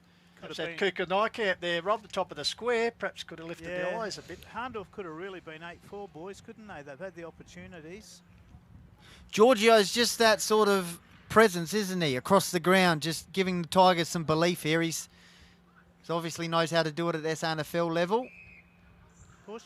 Oh, push out. Up by Lawless on the action. So it looks like big Daniel Roberts was infringed in that marking contest. Handballs off to the silky one and Yench. Just a bit of Long towards the forward pocket area, looking for Salt's a target. Oh, got his hands to it. Ball comes to ground. Wrapped up there, flicked out there. Lobethal defence feeding the ball out here. Loose ball taken by Pring, goes back into trouble, goes back to Huckster. Nurses a little kick along the wing and finds a teammate deep in the shadows. Meanwhile, got it back here as they work the ball forward. Oh, Skinner, he Giorgio, should I have think gone it with the is. first one, but he's got a free kick, though. High tackle. Yep. So Giorgio once again. Sorry, Cooper Skinner in the shadows there. So Cooper Skinner taking the ball just up from the scoreboard, which reads Hahndorf 4-8. Lobe 3-1, 6 and 3/4 minutes gone. Just get the feeling the Tigers are starting to believe here. Hahndorf 4-8, Lobethal 3-1. So in the shadows, 7 minutes gone. Second quarter action here from Hahndorf. Top of the table clash, kick towards centre wing, but there's Cheney. Yeah. So where's he going to go? He's going to go with a squaring kick towards his counterpart Mail. in Jaron Male. I thought it was Yench, but Yep. Male's usually a thumping kick. This might be within distance for him. Kick one at the 12-minute mark in the first term, Goldie. So a chance here for his second. As you said, take his best kick, that's for sure. Best on ground in the 2015 grand final for Hahndorf when they won their drought-breaking premiership. Loads up. That's big. Goes long, right to the line, punch through, minor score. So Hahndorf 4-9. Lobethal 3-1. 8 minutes gone, second quarter here from Hahndorf Oval. 4 straight behinds I've kicked open this term, and Lobethal, that 1 goal from Alex Giorgio. So, speaking to man, Michael Trapson wants to know if your Radler are playing today. Yes, they are against Onkaparinga Valley, and we'll try and get you some get a hold scores. of Colo to their get a man score should there. be sending us some scores, hopefully, as the ball comes out here. Fisher and the Stallion. Yeah, that's a ball good comes to matchup. ground. Riley. Riley. Interesting handball. He got over the top there, bursting through his Salt. He's dispossessed. Ball comes out into the edge. Shots off an opponent, the silky one. That's great work. Lifts the eyes and puts it up to He's Mail. within distance. Mail once again swings on that left foot, goes bang this time. There we go. This might He's be a got the better radar result. on. It There is we a better result. Jaron Mail. Good play, Salt and Yench in the build-up, and Jaron Mail just supplying the great finishing touch there, Goldie. Yep, sensational kick from Jaron Mail. Just couldn't quite get the length of the last kick, but on the run on the there, run. nicely loaded up, and great work by Yench. So Nice don't argue by young Matthew there. It was opened the game up for him. So, well done. Hahndorf just answering that little bit of a challenge from Lobethal. So Lobethal. Leake's gone to Fisher, Perling's gone to Osborne, Osborne's gone up to centre half forward. So Roberts win the trap, lockdown, then follows up with some good botting work. He's still keeping the ball going to Big D, Rob. Well played, big man. Tumbles one forward, bouncing ball, well trapped there by the defence. Great Feeds the from handball Mail. out there. Mail. And it's Mail with back-to-back goals. That one an opportunist one. Is trying to run the ball out there. We'll just pick that one up on the monitor when it comes up, Goldie. Of course, in the second quarter last week, Robin, Pistols, Hahndorf kicked 7 goals against Mount Lofty, no score. So they just can do it like that. And there's a great example, back-to-back goals in a matter of seconds. Set up there, just watching the monitor. Big Daniel Roberts just nursing the ball forward. And Jaron Mail with consecutive goals for the Pies. They're 2 sets scored a time. So they've moved along to 6-9 to 3-1 here in the quarter while. 10 minutes gone. Just starting to ease away a bit. So we need Lobethal to come back with a counter-attack, that's for sure. So boundary umpire bring the ball back. to umpire Lawless. So Maher with 3 out of the 6, so he's been pretty handy so far this afternoon, Goldie. So umpire Lawless sets it up. Voigt against Roberts. Roberts once again, clever taken by Jenkin, got it across to Riley, I think it's so. Fuller on his right. clearing kick towards the forward pocket area, getting his hands to it was the skipper in Fisher, and puts it out over the boundary line right in front of the Dreammaker here, and Finn Rogers on the Dartfish camera. I was just thinking last week Fuller kicked the goal on his right out of the middle, but no time to really use it quickly there. That's the sort of the difference between last week and this week. Every position is under enormous pressure here in this round 4 top of the table clash. Madsen very close on Fuller. Riley's on Trent Mail. Looks like Trent Mail's got the tagging job on Riley. Roberts just grabs it out of the ruck. Goes towards the boundary line. Eckerman, toe poke. Hopgood. Handball out towards Fuller. Riley on hands and knees. Coming bursting through there was D-Rob. Eckerman's wrapped up in the tackle. Inside 50 here for the Tigers. So they're still hanging in there. Up in the ruck. Roberts against Voigt. It's been a good matchup. Fuller. Could have got one high there. So just going around the grounds again, quarter time, Machunga 3-2, Nan Bremer 1-5, Mount Barker 3-2, Mount Lofty 1-3. So Voigt gets a tap down taken away by Leake, bouncing kick intercepted by Huckster. Little man steadies and goes towards goal. Could he be another defender kicking a goal? Coming through. Good tackle. Big tackle applied there by King on Leake. So right in the goal square, chance here for the Tigers. Ball up. Voigt got the ball down. No one in particular taken there. Confident. Was Hopgood with the Braden variety. Yep. Bouncing ball out towards Nitsky. Good work by Roberts. Got across to Sam Williams. Sells a bit of can as he fixed the ball out to Mayo. He's certainly been on fire with 2 goals. It was Huckster. Could have experienced him. Comes back here to Williams. Close to the Lobethal coaching box. Ingram gets the ball will over load the up. top to Ingram. Shirts and lifted the eyes and saw the streaming out of Salt. And answered honoured the lead with a brilliant pass there by Ingram. So Salt with the opportunity to increase the lead here. Kicked their 3rd goal for the term. Hahndorf certainly answering the challenge here. Goldie at the moment. 12 minutes ticked over. They lead 6-9 to 3-1. Both sides just having some player changes here. Madsen and Leake look like they're coming off for Hahndorf. In the meantime, Ben Salt from 50 metres out for Hahndorf. Loads up. Lovely kick. Start to find the accuracy now, Hahndorf. 3 goals on the trot.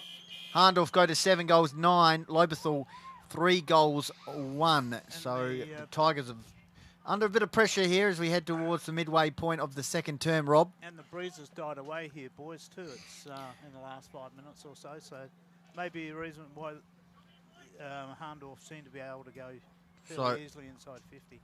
So back in the middle, Williams, Yench, Parker Bors, Hopgood. Parker Bors having a bit of a go and ruck here. He's going against Voigt, just giving Big D-Rob a bit of a spell. Voigt won that one down, trying to come through was Fuller. Sam Hayden, good handball. Flicks out to Yench, set upon by Riley, who goes in it again. Gang tackles Williams. Jeez, he means business, does it, in the middle of the ground. He's a big boy. He certainly does. So right in the centre square still. Ruck duel, big Jack Osborne in there having a run on the ruck. The big man, the past Sturt dual premiership ruckman. So once again, Riley involved as the ball was held underground. That was Perling, wasn't it? No, Matty Yenchi picked up like So, a rag doll. Osborne just gets it down. Williams' kick was sort of smothered on as far as Huckster. He's got support but goes on his own. Bit of a mung kick forward, looking up if young King got his hands to it. Deflected the ball, taken away by Mail. Trent variety this time, drives a bouncing ball. Over the top there, Lobethal defence once again under pressure. Ball sits at ground level. Was an infringement there. Could be Hill in there. Ball comes out here to Hill this time. He's ragdoll. Dispossessed. Good tackle in there. And once again, umpires called illegal disposal, I think. Yeah, throw there. Goes across there to Pring. Gets it out there wide to a teammate. Giorgio to Squid. Half-back flank area in front of the coaching box for the Tigers. They need to make something happen in the second part of this term as Hahndorf just kicked away, 7-9 to 3-1. Big Osborne sets himself. Ball over the back taken by Maucho. Close to the boundary line, curls it back in, coming out there. And that's a great mark taken there by the strong man in Babbage. Kicked 5 goals last week. So Babbage, centre wing, kicks it towards the half-forward line. Number of pack. That's a sensational mark by Cheney. That is absolute courage personified and skill. Cole Cheney, eyes for the ball, Fantastic mark under pressure there. So a chance here. Can he finish it off, Goldie, with a goal? He'd kick from about 45 to 48 metres, I'd suggest. Tight on the boundary near Lobethal's interchange bench. So this is for 4 on the trot for the Magpies as we head towards the 16-minute mark of the second term. I tell you what. They like it. Oh, clear. I tell you what, that is a Lovely fantastic kick. Great mark. Yeah, it's great to see when you see a great marker like that. So many times in AFL you see players let themselves down, but Cheney converting that, and great mark, great finish. And as you said, Goldie, Pies starting to really pull away here. 8-9 to 3-1. 15 and a half minutes gone in the second term. 38 points the difference, boys. Just scooted away here. I thought Lobethal were just starting to close within, but Hahndorf has skipped away. 4 goals the margin. 4 goals they've kicked on the trot. So Daniel Roberts in the ruck against Jack Osborne. Oh, yep, they got him on. So Osborne against Roberts, who won that one down to Yent. Clinical kicks it towards the half-forward line. 1 on 2. Jaron Mayles here. Good work from the Tigers' defence. Out towards Ben Salt, tight on the boundary line. Kicks it towards the dangerous position. Trying to sock it off the ground was Babbage, and it's held up about 15, 20 metres out from Hahndorf's goal. You can just see these the key players for Hahndorf starting to get involved now. Cheney's been good all day, but Yent's starting to win touches as well. Jarrett Bales had a really good second term. Ball up, dangerous territory here. Salt was up high, ball comes down, locked in there. Fuller working hard for his team, and locked in there some 30 metres out from the goal front at the Pine Avenue end. 16 and a half minutes gone here. Called to on hillsfooty.com. Salt once again involved. Ingram tried a kick, but it was smothered. Shredding his way out there for Lobethal. Illegal disposal, says umpire Lawless. So the Tigers not taking a trick here. So looks like Sammy Hayden, Goldie, will be taking the opportunity here to post his first goal, and it'll be the 9th if successful for Hahndorf. 8-9 to 3-1. Just starting to bust this game open to the challenge. Both sides undefeated, as we mentioned, coming into the game, but certainly Hahndorf just taking this game by the scruff of the neck. Even more so if Hayden can convert towards the Pine Avenue end. He shagged that one through for a minor score, but still handy lead, 8-10 to 3-1. As we said, 17 and a half minutes gone. 39 points the difference, boys. So bringing the ball in for Lobethal, as he has for the majority of the match, is Georgia. Off he goes, kicks it towards the centre of the ground. Perling will camp himself here, and it's like he's just basically pinpointed him there, the big stallion. Switches play out to a dangerous position and finds Cheney, who is absolutely racking it up. He'll kick inside 50 here for Hahndorf. Dangerous position. Spoil there from the Tigers defender. Ball is locked in there, inside attacking 50 for Hahndorf, and we might go to the lads with some stats shortly just to see what's going on. I'll tell you what, boys, would you look even at this stage of game, starting to run a tag or someone to take care of Cheney, just card him up. It's called by Goldie. The kick, clearing kick comes out there. Little Jack Andrew pumping the legs there. Well, he hasn't got anyone near him at the moment. Yeah, it's just like after it's the dog. He's just the old days, isn't it? Kick behind the play. Yeah, just wandering around, as you said. No one picking him up, and he's certainly literally just by himself here. Yeah, as the ball comes out here. Hahndorf trying to work it forward. Good defensive work there by the Tigers. Tips the ball up the line, taken by Kai Turpin. That was Riley getting the ball to Turpin. So Turpin across the centre of the ground, true centre of the ground, gives it to Jack Bett and gives it to Nitsky. Nitsky, here he is pass. again. Here's a chance. That man again just lopes along, grabs the ball, got a chance to compose himself and picks out a target up towards Salt and delivered pinpoint accuracy to Benny Salt. It's pretty easy to read that one. Salt kicks it towards the half-forward line. Big D-Rob over the top of his head, along with Elliott. He'll go and collect it, Elliott. Clever handball inboard to O'Loughlin onto his left boot. Dangerous kick, but confident as well. Finds Riley. So Aidan Riley pick up this year for Lobethal. Premiership player at Sturt. Had a bit of AFL experience at Melbourne and Adelaide. Goes to Viney. Goes out towards O'Loughlin, who set that play up on his left boot in the shadow area here. 8-10 Hahndorf. Lobethal, 3 goals, 1, and once again Cheney just all by himself here into defence, but doesn't need to come down here because Mail takes the mark, and the umpire says that is a 50-metre penalty for high contact. Yeah, Giorgio coming in late there, I think it was. So this could it's be a Jaron Mail. This could be a chance to nail his 4th, his 3rd of the term, boys. So Hahndorf just seemed to have far more options up forward this year than being centric to. Big Darcy, that's that worry when you lose 100-goal man. But as you said, more options for him as Jared Mail comes in and he's missed this occasion. put the mocker on him that time. So through for a minor score, but they still lead pretty handily. Hahndorf 8-11. Lobie a 3-goal one, and Lobie kicked a goal at the 5-minute mark. But she's all been one-way traffic since, boys, as Hahndorf really taking a grip on this game. Kick out comes up towards Jack Bampton. He's got 2 to beat, bouncing ball. Eckerman was involved there. Bampton still in there, playing for a free kick. Notices the umpire.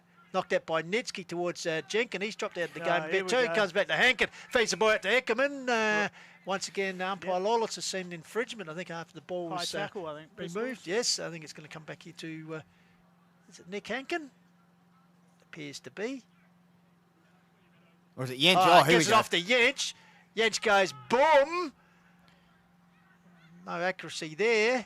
Got the distance and through for a minor score. So 3 goals 7 this quarter. Goldie, if they'd kick straight to 1 goal, certainly Hahndorf would be further ahead.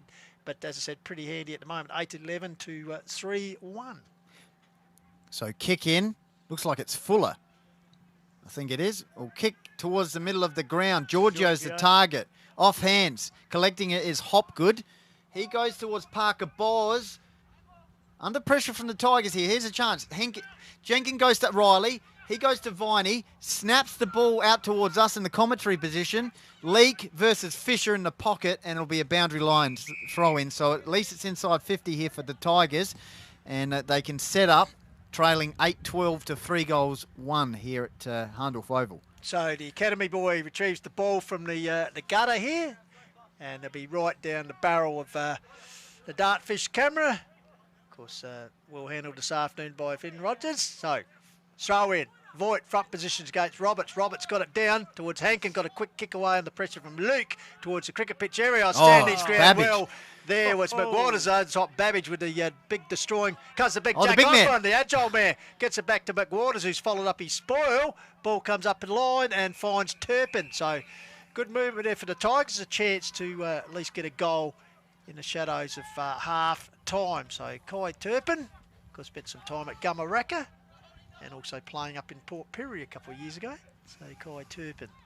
Oh, he's got Fisher on goes short towards Fisher. Cut off there by Eckerman. Ball comes back into Hankin, gives it to Yench. Yench with a clearing high kick. Back to whence it came. Under the ball was Jenkins. Well read there by Nykamp. He's a long way. And Leake got it out here to Parker Bowles. He frees out the handball to Babbage. One grab. Goes long. Running on his Hayden. Will it sit for him? Yes, brilliant. It does. And he just toe-boats it through nicely. And as Goldie called some fantastic end-to-end transition by Hahndorf. And that's why they're probably looking pretty favourable for 39 in a row. That is sensational, Rob. Yeah, just like a training drill, wasn't it, hey? It's beautiful to watch. They're a good team to watch, aren't they? Yench got it out. Leake got the free. Handball over the top there to Ingram. Yeah. I should say Parker Bors. He handballs towards Babbage. Babbage kicks the ball long, and Sam Hayden runs in and kicks a pretty easy goal. So Hahndorf, 9-12. Kicking into gear now. Lobethal, 3 goals 1. 24-minute mark of the second term. Roberts against Osborne in ruck. So the two big men set themselves. Daniel Roberts, uncontested, won that one down. Brings it down to ground level. 24-minute mark, second quarter. Hahndorf kicking into gear. Roberts run it out the ruck. Handballs out towards Hankin. Kicks it forward. Salt. The umpire. Champagne footy, boys. Jack Osborne just remonstrated umpire Lawless there, so you can't run into a ruck duel and push me out the way, but it's not AFL, SNFL standard umpiring Big Jack. He's still a little bit frustrated, but in the meantime, Benny Salt, a chance to kick his second goal of the term, and this will be Hahndorf 6, boys, as well. So Salt, deliberate approach, he's some 35 metres out, slide angle, Pine Avenue end. Lovely kicking style, Benny Salt. Over the years, I've admired it and certainly lives up to all expectations on that occasion, Goldie, as he's straight through the high diddle-diddle. So Hahndorf march on. 10-12 to 3-1 and 24 and a half minutes gone. So they'll go into half-time with a pretty good lead. 53-point lead so far. So, yeah, just been a dominating quarter, hasn't it? So back in the centre, we'll see how Big Jack handles this one against Daniel Roberts. They're just moving tactically around the circle. There's the ball up. Robert. This time Osborne gets the ball down to Riley. Wonder how many times he's done that for Sturton to pass. Worked forward there by Viney. And finally finds Hopgood. Hopgood kicks the ball forward. 2-on-2 contest. Perling backing back against Fisher. Ball hits the deck. Eckerman's wrapped up in the tackle. Bampton on hands and knees with the helmet on. And the umpire comes into the action. Go to Jaden and Indy. Well, probably go to them at half-time as we head towards half-time anyway. So plenty of time for them to let us know the stats. Dangerous position here. Tigers desperately need a goal. 10-12 Hahndorf, 72 Lobethal. 3 goals, 1 as we kick towards half-time. Once again, umpire throws the ball up. Roberts won that one down. Coming through was Hopgood. Oh, his brother snapped it off him. Tied on the boundary line and wrapped up in the tackle, holding the ball. Free kick here for Parker Boers. Pistols in the shadow area here of Hahndorf Oval. Yeah, a bit of family warfare there, mate. Just like they're fighting over the last sausage roll on the table at tea time, the Hopgood boys. But taken by Parker Boers towards the Yench wing area. Big leap there. Osborne got his hands to it. At the back door was O'Loughlin, but pushed forward. Babbage. Comes back to Cooper Skinner. He goes backwards and goes forwards as he gets it back here to Elliott, I think it is. But he sprays the kick into the car park. Shocker. So a Rob Sherwood shocker, quite right. But yeah. Tigers just slipping off their game. They started impressively, but gee, this quarter's certainly been shown up. Boys, just the 1 goal against 6. So Hahndorf taking a steady hand on this result as the ball is retrieved. Babbage So got the ball. Tommy Babbage. Where's he from? Pistols, we know. Those Hahndorf. Hahndorf spent some time, well, Onkers originally, he spent some time here, but played in York Peninsula, also at Madura as the ball works forward and sticking up the Dukes. I think it's Hayden there, Goldie, in the Sammy scoreboard Hayden. pocket. So Hayden. They're multifaceted now, aren't they? They haven't got darts. Yeah, as you saw before, the bit one-dimensional, I suppose, when you've got a man, a Centurion goal kicking up there. But Nightcamp, he has not on the scoreboard yet this afternoon, Goldie, which is a bit scary. But Leading goal kicker. When you look at Mail, Salt, Hayden lining up here for his second, they've certainly got plenty of options about the big fella there. Also, well done to the Big Dust playing with his 2 brothers for the first time this afternoon. It's meanwhile, back here at Pine Avenue, Hayden has added his 2nd goal for the term, the 7th for Hahndorf, and they just cruise away 11-12 to 3-1. If I was Matt Fuller, I'd be looking at that time clock with 27 minutes gone, saying, ring the siren, I need to get these boys into the rooms and refocus and try and salvage something, because they came in undefeated, both teams, but gee, Hahndorf's certainly a class above them at the moment, Rob Sherwood. Yeah, they've absolutely dominated this quarter, haven't they? It's been great to watch. So back in the middle, Roberts against Osborne. Roberts won that one to Williams. Here they go again. Kick towards the centre-half forward area. It's taken by Leake. Here's that Rolls-Royce once again. Sam Williams will go bang from 60 metres. There's goal number 8, is it, for the quarter? About 45 seconds, boys, for that goal. And yeah, they're just turning. This is becoming a bit of a clinic. It's almost saying, well, you boys want to be top. This is what you have to do for old Tigers. That's a good comment, Pistols. Yeah, it's almost like that, isn't it? It's clinical. It's big brother, little brother. Yeah. So the Tigers have said, need to get something out of this before this blows too much further out of the water, as you said, Rob. 12-12 to 3-1. What was anticipated games become certainly a little bit one-way traffic at 28 minutes, 28 and a half gone. So back in the centre would be Big Jack Osborne against the other big man and Roberts. Osborne wins this one down. He actually got off the ground. Ball goes to ground. Daniel Roberts working hard there, fed the ball out. Here's a chance for Osborne. Gives it back to his namesake, Little Jack in Bampton. Ball was deflected out into Cooper Luke. He's under pressure and... could be Jack and Little Jack, Mini-Me. Yeah, a bit of that. Ball we up. need Jack Osborne to wear the helmet. Ball up centre wing, Mail. Yes, Didn't certainly a height difference there. Yeah, Free kick here for Madsen. Here they go. Can they get 9 goals on the board for this second term? Kick forward, over the top. Here we go. Babbage in the pocket.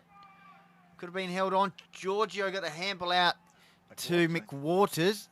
He goes, there's the 1-2. Back to McWaters on that left boot. Here's a chance for the Tigers. They work along the interchange wing area. Good mark by Voigt. He's got a couple of players moving for him here. One of them's Fisher. He's dummy leading. Goes towards a one-on-one contest. Cheney will read this, and he flies over the top. He dropped the mark, and he could have knocked out a player here for Lobethal. I think that might be Hopgood, is it? His mum would be a bit concerned here. Is it young Hopgood? Yep. I think in that, if we have a look at here, Goldie on the, you might be able to pick it up as we look on the monitor. As it comes in. I think it'd be the next mark. He's moving his hands. Which is a good sign. His mum's a bit concerned up there. Yeah, that's young Hopgood. Yep. I think it was just just something innocuous. So sometimes that's how it happens, but thankfully he's getting to his feet, and great to see the Hahndorf trainers get involved the stretcher on. No, get the stretcher, boys. Or great to see the Hahndorf trainers there involved as well. The welfare of the players, the premium concern here is young Hopgood, sit on his feet, but groggily being assisted to the boundary line, so we hope he's all okay. As meanwhile, the action back with, looks like Eckerman with the footy. As we've come up to 30 minutes, actually 31, just about to tick over, so half-time can't be too far away, boys. It's right in the cliff pocket in front of the social club. Still a wonderfully warm, well, sunny day here. So Hopgood coming off the ground, hands it to trainers slowly, but surely. This will slow the procession down, boys. So hopefully young Hopgood's okay. Good to come back on a bit later on. So kick out here for Hahndorf towards the interchange bench, heading towards the 32-minute mark. Of course, AFL, we have 16-minute quarters, don't we? Here we got so we've played 2 quarters, we've boys. got the full length. Boundary throw in near Hahndorf's interchange bench. Roberts versus Osborne. Holding on. Free kick for the D-Rob here. Big Jack won that one, but D-Rob. I think he's a bit frustrated there, Jack Osborne, because he can't use his full potential, I think, because he's got that heavily bandaged knee. Bit of a lingering knee injury there as he gives the umpire a bit of more advice. So Daniel Roberts, a free kick high one, boys, towards wing area.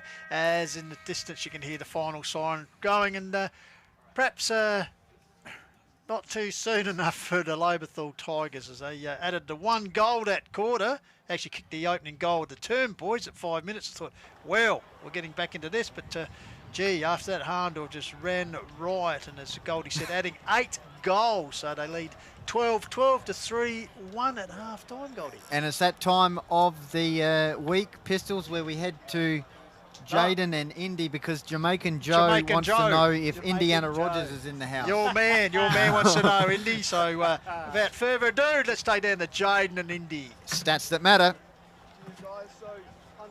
In that quarter, they had 27 inside 50s, and ironically, it was the exact same amount of inside 50s that Blackwood had in the second quarter against Lobethal as well. So Lobie have trouble in the second quarter. So 27 inside 50s there for Hahndorf, 47 kicks, 22 handballs. They just dominated there. 18 marks, 23 tackles, and 16 hitouts, 5 centre clearances as well. And it also is the highest second quarter score for Hahndorf this season with 55 points. Last week they had 43 points against Mount Lofty, but yeah, they've done it today with 55 points. Indy, your take on the game, mate?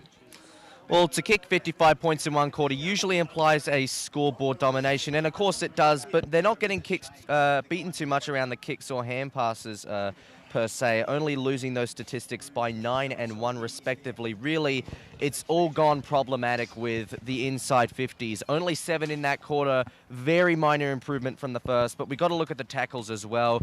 They lost about 5 or 6 tackles in that quarter, which doesn't sound like much, but they're easing the pressure off. That's why Hahndorf were able to kick as many goals as they were. But one more detail I'll add, of course, for Lobethal, trying to get out of that defense with these long bomb kicks, always getting cut off by Hahndorf's amazing intercept marks down the ground. They simply can't get it forward that way, and they need to start, well, they probably need to start preserving the ball a bit more in that regard, but yeah, that's kind of labelling the story. And also 1 mark inside the forward 50 is abysmal. They need to create more opportunities.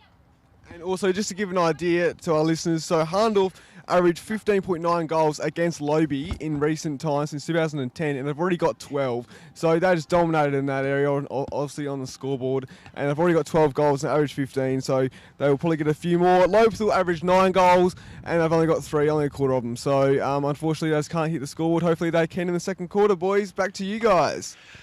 Okay, thank you very much to Jaden and Indy down there on the boundary line, giving you the stats that matter. So with the score, Hahndorf 12-12 to Lobethal 3-1. So, anticipated clash has turned a little bit lopsided. We might just take a little bit of break during the half time. We'll be back for the... We've got an interview here, Pistols, that we could play on the... No dramas. Yep. So we'll be back shortly with resumption of the second half here on hillsfooty.com.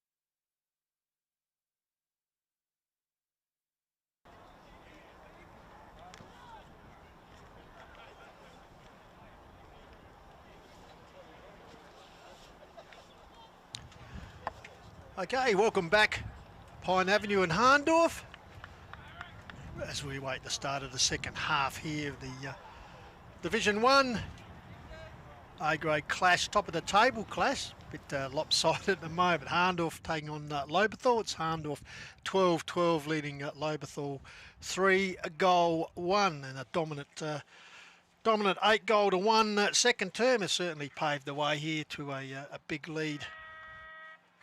Gone into ruck here, Pistols for the Tigers to start this third quarter here from Hahndorf Oval, and immediately the Magpies once again through Parker Balls, kick inside 50, one-on-one, Hayden! That is sensational football from the Magpies, straight out of the middle, and they're looking for goal number 13 here. And once again, straight out of the middle, Parker Balls to Sam Hayden on the boundary. Kicked a goal in that second term, if I believe, Pistols, 1 of 9, was it, in that term?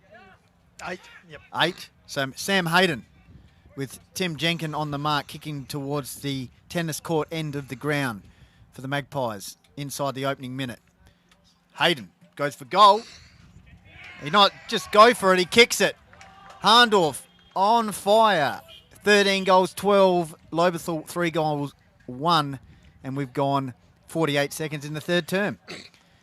Well, the timekeeper hardly got his finger off the button to push the start of the quarter. Goldie and the balls of Hayden. He's registered a goal, so that's actually his third. He kicked 2 in that second term, and then kicking the first one of the second half. So Hahndorf just going from strength to strength as we go around the ground. A couple of the other games are quite close. Nan Bremer 4-11, Achunga 5-3. Uradla, we had a query before, Uradla 5-4, Onkavalley 5-3, and Mount Barker, we can't give you the official score, but Mount Barker leading the Mount Lofty by a point at half-time. As the ball comes up here to Babbage, he tries didn't make any attempt to get rid of the ball really, but that was held to him, said the umpire, so he did. So Giorgio locking him up, pinning that arm. So Giorgio looked to give the ball off, which he does to follow the two Nord boys, combining a handball underground here to McWild as he fumbled and pays the penalty there as Salt wraps him up. So ball dangerously still inside Hahndorf's forward 50 here. Umpire Lawless flicks the ball up.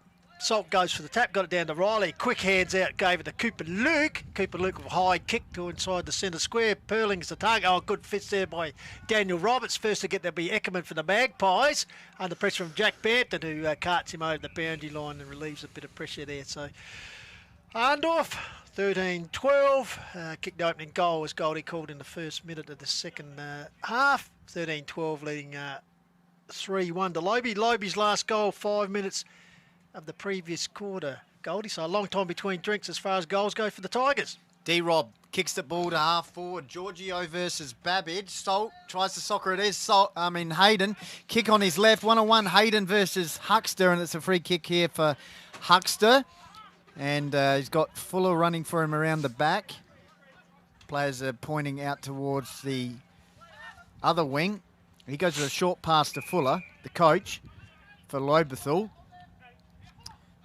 So Matt Fuller, thumping kick out of side of the defensive 50. D-Rob over the top of Giorgio. Ball hits the deck.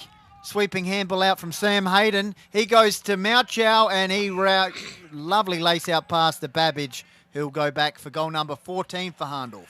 Certainly, Rob Sherwood, just looking at you talked about before, and we talked about being clinical. When you look at that, they just share the ball around and they just honour the leads. They're not a selfish team, Hahndorf. It's a teammate in a better position. They just honour the lead.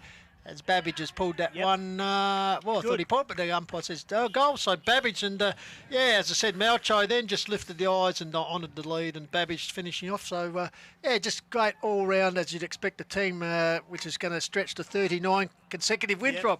Yeah, you couldn't see them. They're going to have to fall in a hole, aren't they, to not go all the way again this year. I know it's only halfway through the year, but the signs are ominous, aren't they? Well, I tell you what is ominous. They're playing the side that also come in undefeated. So effectively at the moment, I suppose it was top two sides playing the top side. 14-12 leads the second ranked one, 3-11. Big gap there as Fuller. He's still working hard for his side. The Tigers drives him forward. Comes out to there we go, Osborne, Big Jack. Grab and Big Jack Osborne. Class one. down the Pine Avenue end. So the chance for the big man to get on the scoreboard this afternoon. Kicked a couple last week, Goldie, and also assisted a couple against their good win against Blackwood, but certainly they've been made to look a long way off the pace this afternoon as Jackie Osborne, some 25. Straight at the man on the mark. The man in the mark. Handball's back to Pring. Pring will have a shot, and this one looks a little there bit we go. better. So Jack being involved in an assist there as Pring gets that was a set play. Gets their first goal from almost a quarter. 5 minutes gone in this term. Giorgio kicked a goal at 5 minute mark, second term, 5 minute mark now, the third term. They get their fourth on the board through Pring. In a bit of a comedy. You take it any way you could, couldn't you, Rob? At the moment for Lobethal, you'll just take anything, wouldn't you? But quick score: Onkers 5-3 boys, Yuri 6-4. 5 minutes into the third. So in the middle, it'll be Cooper Skinner versus D-Rob, who hit was standing on the ground, and Skinner got a bit of air time. So umpire Lawless throws the ball up. Skinner once again jumps up early. Roberts stays on the ground. Coming through was Viney, this way, that way. Snaps it round the corner. Centre half forward area. Backing back was Jensch. And umpire's seen a chop of the arm here, and it's going Hahndorf's way to Trentmale. He goes out towards Williams. Sweeping handball out towards Cheney. He's just racking up the touches. Little short pass over to Hankin. Here's the Magpies. Here we go. Little shimmy there by Trentmale. Penetrating kick. Push out, not seen. Over the back. Here's a Jaron Mail. He'll stroll in and kick. A goal. Number 15. Well, that passage of play, you could just say, we've got Mail. Because it started with Trent at the back and ended with Jarrett. Yeah. So The delivery was made. Yeah. So Hahndorf just wrecking. Well, boys, 6 minutes gone. They've already got 3 goals on the board for this term. And, well, starting to build up here as we go down to Jaden and Indy. You've got the shades Cheers, on. Pistol. So already 5 inside 50s there for Hahndorf. At 9 kicks, 6 handballs, 7 marks. There's on again here.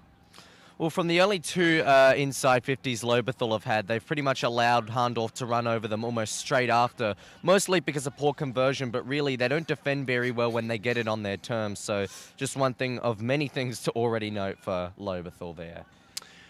Thank you very much there to Jaden J and Indy. D-Rob gets a tap down. And the ball comes back to 2 balls there, and Riley and Daniel Roberts going at it. Line ball decision. So once again, umpire Taylor will set things up. So Cooper Skinner the early. Roberts got the tap down there. First to get there. Spinning out trouble was Fuller, looking for support towards Pring. Socket forward there by Hopgood. Leading the race for ball is Timmy Jenkins. Haven't seen a lot of him as he pays. Into the Hahndorf interchange. Almost Johnny Wynn style. Hello. And didn't like their treatment there from Hankin. Bit of history there, the Hankin family and the Jenkins. But anyway, Little 1-2. a ball in. Once again, Cooper Skinner getting the tap down, taken by Riley. Throws his way back out of traffic. Comes back here to Viney. Quick kick round the corner. Hahndorf, and there's that man Cheney. Will he get run down? No, he gets his kick away. Just time looking for Nightcap. Over the back there lurking is Babbage.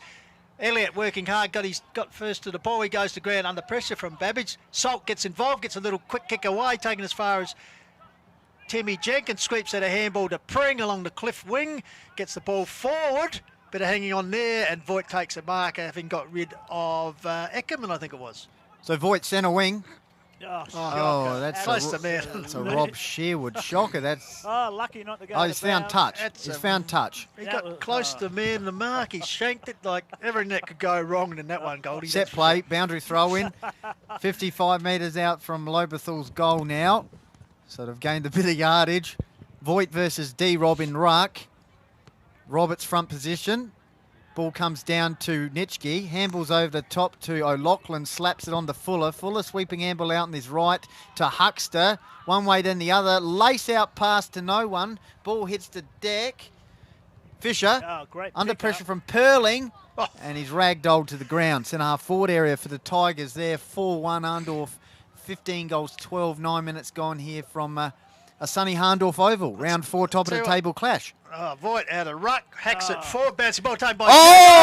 the big man. Big man fails to clear the man on the mark. He's next to tip. He's done one over the shoulder.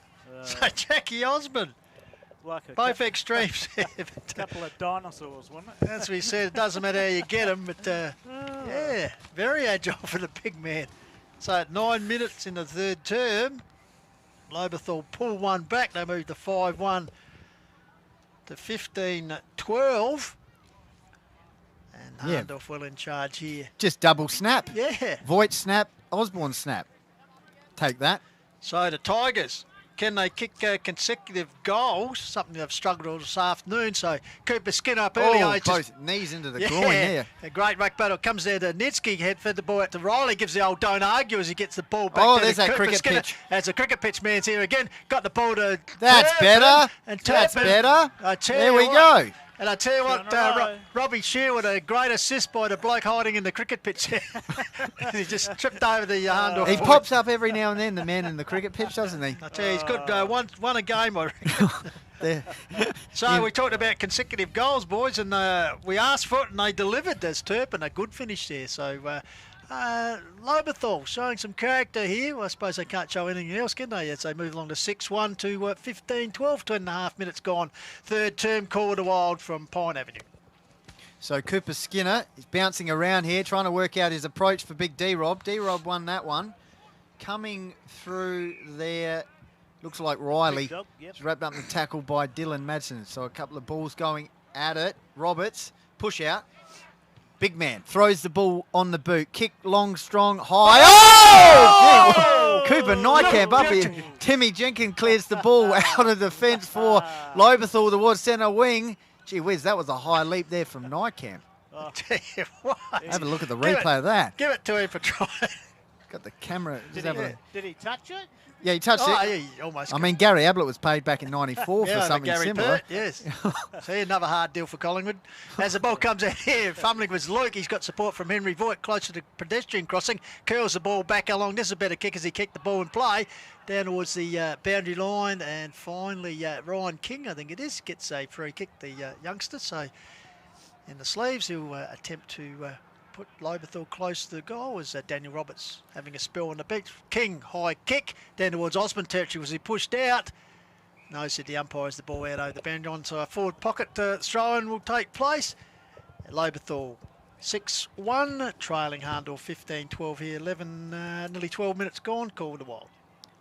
15 goals Hahndorf have kicked in the last 2 matches in second quarters, conceding 1. That's where the damage is done in this one. 8 goal to 1 quarter in that last second term. Tigers are battling along here. Meantime, Babbage kicks it towards centre half forward. Last line is Elliott. Snaps it round to Giorgio. Tigers out towards Huckster. Holds the ball up there with Jaron Mail on the mark in the shadowy area. Short pass, finds Viney. Once again, Jaron Mail pushing across. Switching play. 2 Tigers out here. Oh, geez, another player's gone up. Just managed to Fuller. Handball's out here to Salt. Hahndorf on the counter-attack. Goes to Babbage.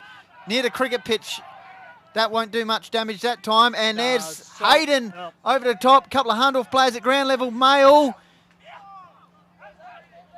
Ball's shoveling around there. Oh, it's popped out the back. Mail. Snap. And Tigers should clear here. Pistols. Oh, maybe not. Huckster's kicked over, picked up by Batson. He's under pressure, comes to little Jackie Bampton. He goes backwards to Huckster. Huckster with a measured kick up the line, but he's missed everything, and Nicky Ingram has chipped in. So the comb-over man just goes short to Babbage. Did that carry the necessary distance? Yes, said the umpire, but yeah, just missing the target a couple of times, the Tigers, and coughing it up. So Babbage the chance here to kick his second for the term. High ball towards the top of the square on the line, and it's cleared the pack. Lovely kick. So Babbage, after a couple of steps, has gone bang. He's second for the term. And Hahndorf's fourth for the term at the 13-minute mark. So they race on to 16-12 to 6-1, Goldie. And, well, to say they're in control is a bit of a false statement. They're actually running away. Kicked 12 goals for the season. Penetrating kick there. How many today, boys? 2 in this term. 2 for the term, 2 for the day. 16-12 Hahndorf. Lobethal 6-1. 14 minutes gone. Well, the interesting thing about that, Goldie, so I interrupt You're right. the leading goal kicker in Nykamp hasn't got involved yet as far as on the scoreboard. Says a lot. In the middle, umpire Taylor throws the ball up.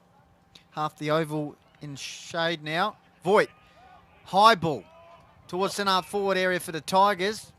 Umpire Taylor's seen something once again. Free kick here for Hahndorf. And it's that man Cheney, centre half back. Switches play out. Here's the Hahndorf run once again, taken by Leake. He'll go over the top here to Mauchow. Chopped out there by Pring. Handball over the top. Here's a chance for the Tigers, Pistols. Yeah, Ryan King runs inside 50. Boom, with Set the play. underground pass here to Turpin. Turpin has his chance to Set bring play. up consecutive goals for himself. And he has, yes, and deliberate set bouncing underground pass by Ryan King. But as you said Brilliantly before, executed. Doesn't matter how you get him, as long as you get him on the board would be Lobethal's hope at the moment. And so King, 15 minutes in the third quarter, has Turpin, has scored. So that's his second consecutive for the quarter. And just look a little bit better on the scoreboard. 7-1. They still trail 16-12. And, well, they've got to show a bit here, Lobethal, and they could roll over on their backs, but they're certainly showing some fight here at the moment, Goldie. So 4 goals apiece in this term. So back in the centre. We got Timmy Jenkin in there. We got Viney. Looks like Salt having a turn in ruck. Jack Bampton's in Does there. it all. Kicks goals, takes the ruck. So Salt. Voigt won that one. Oh, high tackle. Cricket pitch area. No. Starting to get a little bit chilly here at Hahndorf. 16 minutes gone. 16-12. Lobethal 7-7. Doing all right in this term, the Tigers. Turpin. Handball over the top to Pring. Shrugs a tackle. Shrugs another one. Handballs to Viney. Slipped that one. Tried to get the fend off on Madsen. They could have been holding the ball. Yeah, good call, Goldie, but umpire... He's called it, has he? Called, Mick Taylor's called no, it. he's called it too high. Too high. Goodness So, gracious. a bit lucky there, Viney. So he's that's the for nephew sure. of Todd. Goodness. Absolutely. So Pie ball. Big lead there by Maucho with the fist. Attempted knock on there. Ball comes down to the King once again. The youngster snaps around the corner. Oh. Big Jack off his bootstrings. Gets down low for the big man. In his back. No. Meanwhile, scramble there. Finally it comes out to Yench with a clearing kick for the Pies. Off hands there of Leake, I think it good was. Jack. Fend off. Close to the boundary line there. Looks like Mao involved. Trent, and finally out over the boundary line. So Pine Avenue end of the ground. Ruck duel. Shaney, was it? Looks like a... No, one of the young lads. well, the umpires look at each other. What's going on there? But it looks like it might be... Viney. Viney, yeah, once again, Viney getting involved. So is that a nephew of Todd, is it, Yep, Goldie? yep. Harry Viney, nephew of the great Todd Viney, because cousin of Jay Viney. We'll go to Jaden and Indy after this kick, whatever it is. So Viney, right foot close to boundary line, sits on as well. Looks like it's drifted. Oh, big leap in the square. There looks like a mark completed, but I think it's behind the boundary line. So minor score to Lobethal. They move on to 7-2 to 16-12. Jaden and Indy. Cheers, Pistols. So 24 kicks to Hahndorf. Lobethal started getting the inside 50 and Hahndorf aren't getting as much kicks as I say. I just got a kick then. 25 kicks there, 13 handballs, 10 marks, 12 inside 50s to round it all out. Indy. I think what Lobethal have been trying to do in this quarter is open up the play a bit more because they got 5 centre clearances. Those really quiet players, Viney and Riley, they've actually stepped up quite a bit more in this quarter. They're not handballing safe anymore. They're actually getting those necessary centre clearances to try and create those opportunities, which is what they've lacked in the first half. So too little, too late, but at least it shows a glimpse of what they're capable of. Meanwhile, Hahndorf have transitioned the ball all the way up the ground and results in a minor score from Neukamp, I think it was there, Goldie, under pressure. Yep. So the Squid, Giorgio, surveys what's on offer. Not a lot at this time. It's Hahndorf setting up the wall there. Got the Tigers well covered, so Giorgio goes long out towards the wing area. Here's that man, Cheney. One of them. Takes the mark and taken off him. Going to That's, Tiger. Perling apparently interfered with Fisher. Haven't seen a lot of the skipper today. Gets this one out. Oh! Just shows you under pressure there. Lachlan coughed it up, but got it out to Bampton. So little Jack pumps the legs as he goes inside 50, but picks out the Hahndorf opponent there. It looks like it's Matty Yench.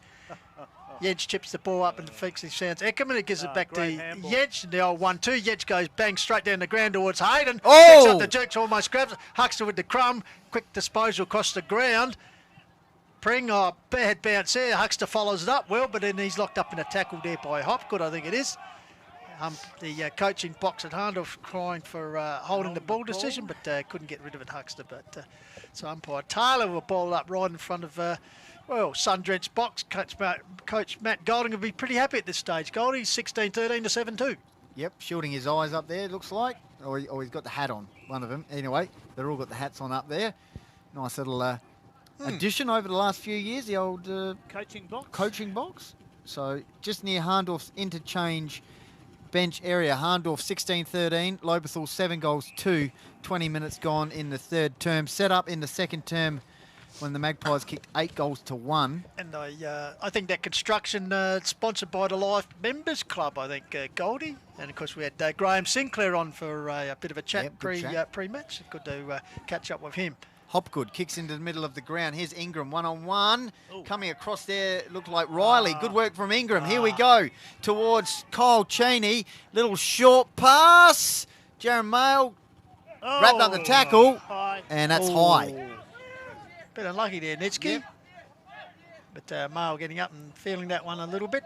It's been pretty busy this afternoon, particularly in the second quarter when he kicked a couple of goals. He's actually got 4 for the game so far. So Mail puts it inside. Nycat with a big leap. Sport down there. Worked by Leak. Was he infringed there? No, said the umpire.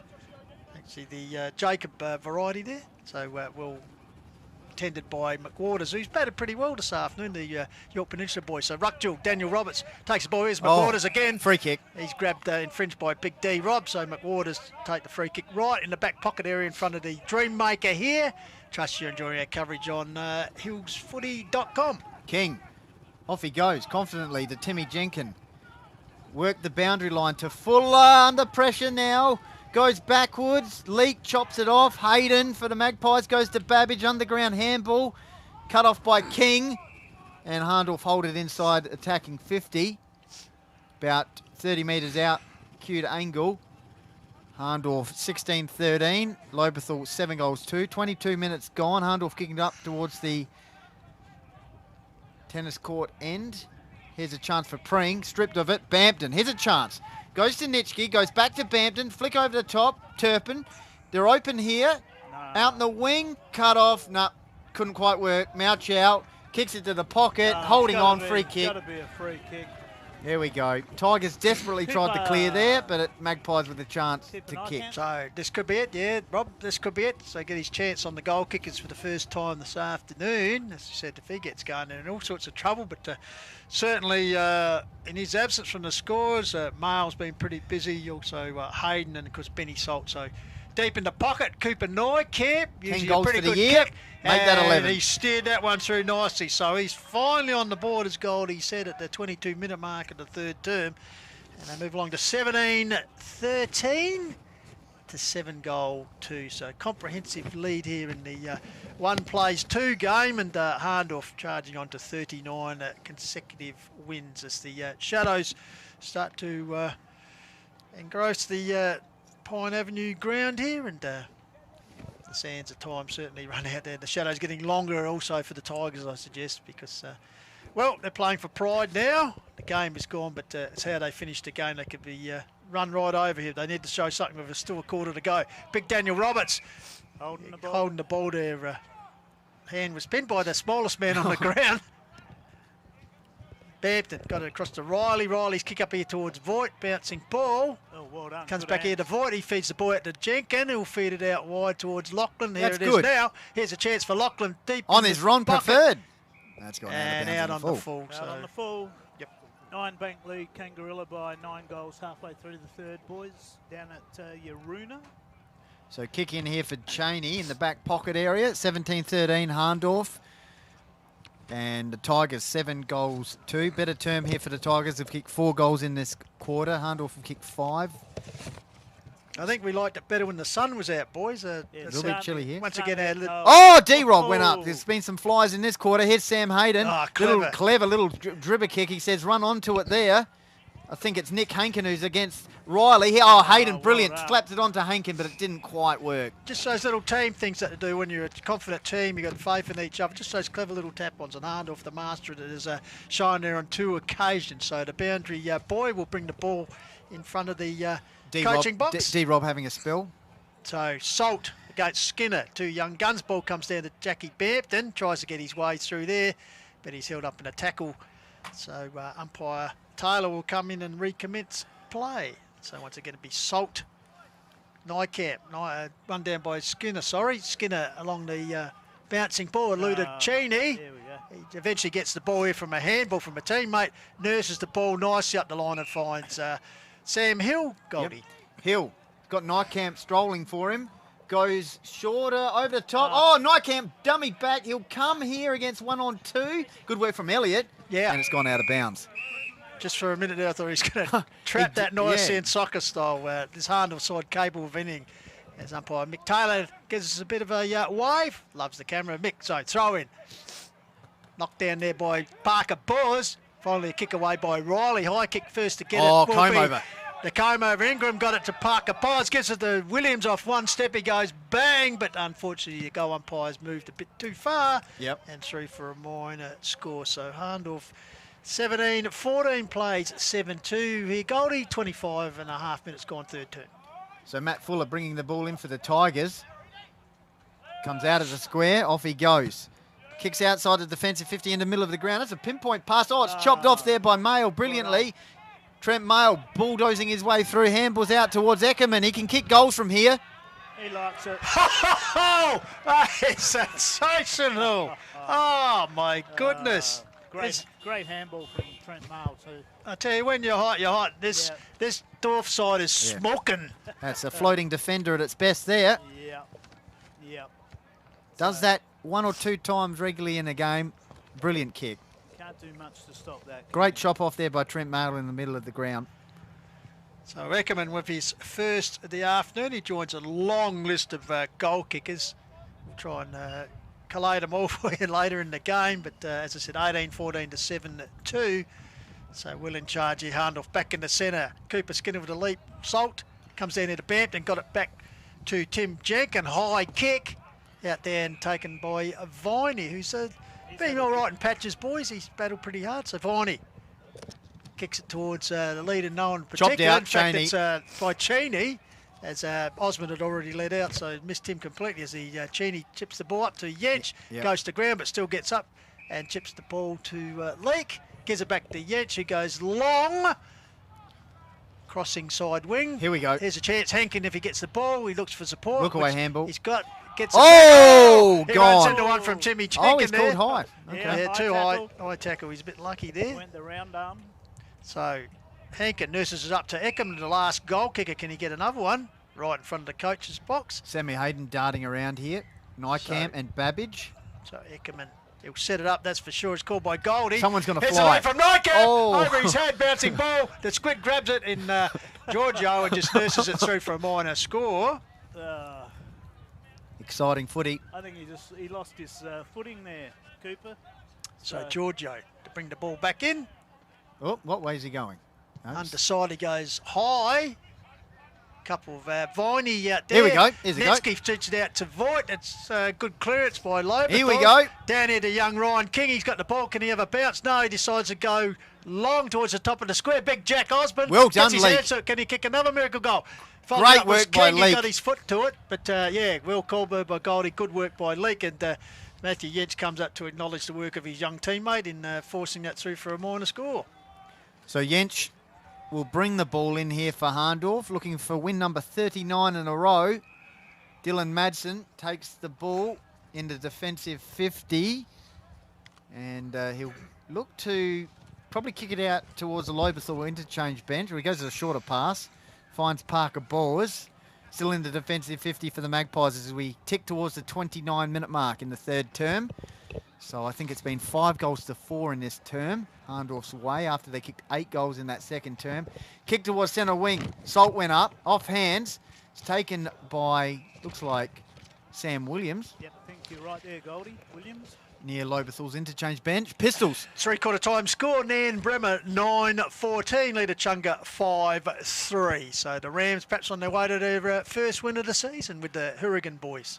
Yep. That's, any idea how many the big fellas here's a get? chance, sorry. Bampton on his left, kicks towards the goal line. Cheney one-on-one. Ball hits the deck. big Round jack. the corner. Fisher. Fisher. Yep. And that's hit a car behind the goals. Yep, cleared the netting. Over the top of the netting onto someone's car who's parked directly behind the goals. 8 goals, 3, Lobethal. And Fisher's first goal for the game. Perhaps we get a bit of sponsorship there from A1 panel beating, Rob. Yeah, we're always, next year we're going to have a whole raft of new sponsors, so yeah. So Fisher, 29-minute mark, and I tell you what, they've kicked 5 goals for this term. And just taking that a bit further, Pistols, we can actually just do games where they don't have netting behind goals, or so we can, yeah. Smash vehicles. Yeah, that's it. Give the sponsor plenty of business. Run into an open goal and smash the screen. Yeah. As the siren goes. As long as you're not parked in the car, I mean. Well, sitting in the car, listening I mean, to radio, that's. or watching the stream. So I tell you what, boys, that's, even though Hahndorf seemed to be dominating, it was actually a 6 goals to 5 term, of course, in favour of Hahndorf. So Lobethal, they won't win the game, but they're sort of hanging in there on the scoreboard as it's 8-3 to 18-15. So what are we? 78 points, Pistols. So 78 points. Well, as I said, they're not hanging in there, but at least it's good to see some scoreboard return, what I'm trying to say here. Yeah, good point. Since half time, they're hanging in there. And I'll tell you what, let's make some sense of this. We'll go down to Jaden and Indy.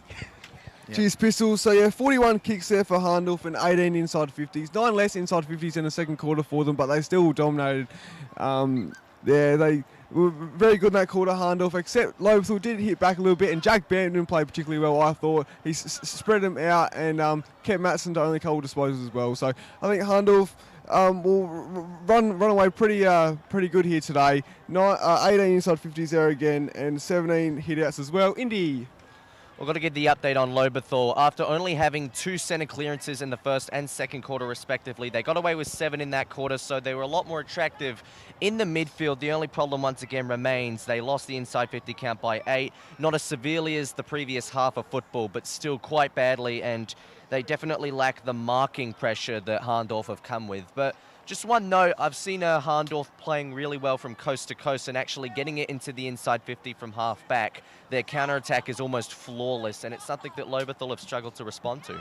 Yeah, and touching that on the counter-attack, Cheney's been dominant down back, same as Yench, and their link work is just really good. They haven't done as much as they did last time we had them against Mount Barker, but still, they've been really good today. And also, positive here for Lobie Pistols. They average a score of 8.6 in the third quarter against Hahndorf, and they scored 31 there. So there's a positive there for Lobie.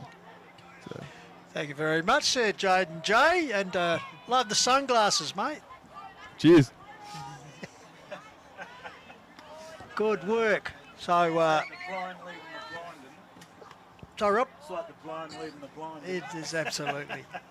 I tell you what, you won't need them for much longer as the sun sort of Look at these glasses. is just drifting away as we We need the heaters, the Dartfish. need the beanies glasses on so we can show the viewers what we're talking Jaden, about. put them on. Yeah, the beanies. There you go. The beanies are coming out now. The boys are bringing the beanies The out. Dartfish beans, yes. Starting to get cold. It is actually starting to feel a bit like winter, although it's been a fantastic day here weather-wise, Goldie. Couldn't ask for best here. Of course, your old stomping ground, being a former child prodigy here for the Magpies. Yes, absolutely. Pistols, great to be here at Hahndorf Oval. So if you had to pick the best player now, boys, who would be for Hahndorf? Wow. Oh, Cheney's done all I right, think number hasn't 6 would be bobbing up there. I think so. I was just looking at him.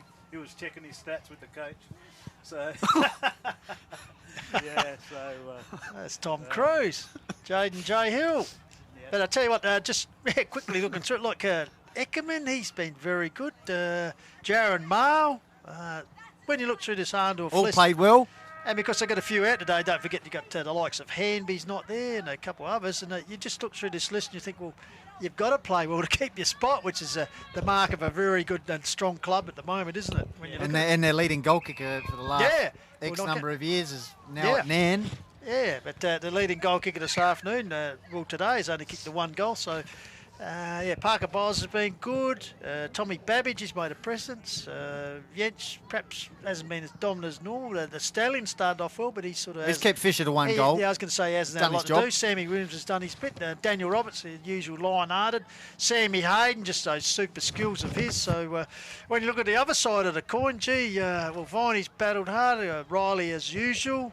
Bampton maybe. Yeah, Jack's had some, but Lachlan and Elliott have toiled hard in defence with the ball coming in so often. Matty Fuller, Giorgio, of course, so yeah, but all round, just the all-round gelling and team cohesion of Hahndorf. And well, good to see Cooper Skinner getting a consistent goal in the ruck here. Yep. Henry Voigt's gone forward with Osborne and Fisher. Only question that might be an Achilles heel. If something happened to Daniel Roberts, I know they've used Salt today. Parker Bowles has taken knock, but of course with Luke Roberts perhaps unavailable and Matt Roberts, it just perhaps might be a little bit of chink in their armour. But at the moment, 78-point margin, there's no chinks in the armour as we start the last quarter. There's that man, Daniel Roberts, got the tap down, taken away by Riley though for the Magpies, tapped on nicely by the foot by Bampton, but coming through. Hahndorf defender there in Mail, comes back here to Fisher. He's locked up in a big tackle by that man Cheney. So we'll have a ball up just inside the 50-metre arc as Lobethal work to reduce that 78-point margin here in the last quarter. Skinner ones it out. Oh, bit of shimmy there from Viney. Sold the candy, but it was pretty blatant where he was showing the candy. And he's caught just a bit of, do you want your potatoes? Yeah. Matty Jensch with the ball left half forward. Left half back, I should say, with Fisher on the mark. So Jensch kicks the ball towards centre wing. Salt. What's the umpire called here? Umpire Taylor just having a bit of a chin wag, and he's given the free kick here to Pring in the, well, a bit of sun out there. We've got a lot of shade up here. Kicks in the middle of the ground. Skinner had a little look and barreling it away through with the big D-Rob. Kicks it inside 50, one-on-one contest. Good ball there from the Tiger defender. Brings it to the ground level. Here's Babbage. Got some soccer skills. Tight in the pocket. Yeah. And it's backwards towards Salt. Geez, athletic, isn't he? Look at this. Wheels around. I tell you. No, it's gone to the line and it's Huckster minus score. Tell you what, for a moment I thought he's going to bring, we've had a couple of bring the house down goals already today, boys. But quick three-quarter time score. Onkers 9-5, boys. Yuri's 9-10. Oh, that's a ring-a-ding.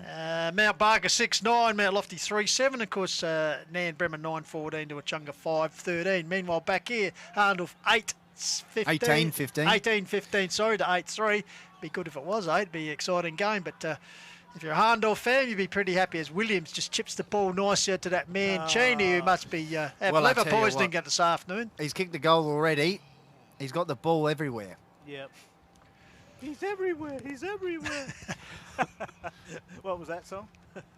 So I don't know. Certainly not my hit list, but so Kyle Cheney with the ball. Put it in the budget, boys. Put it in the budget. Tight on the boundary line, you reckon, Rob? Yeah, he likes it. Across the face, still in play. Or maybe put this one in the budget. There we right go. over the shoulders. That's in the budget.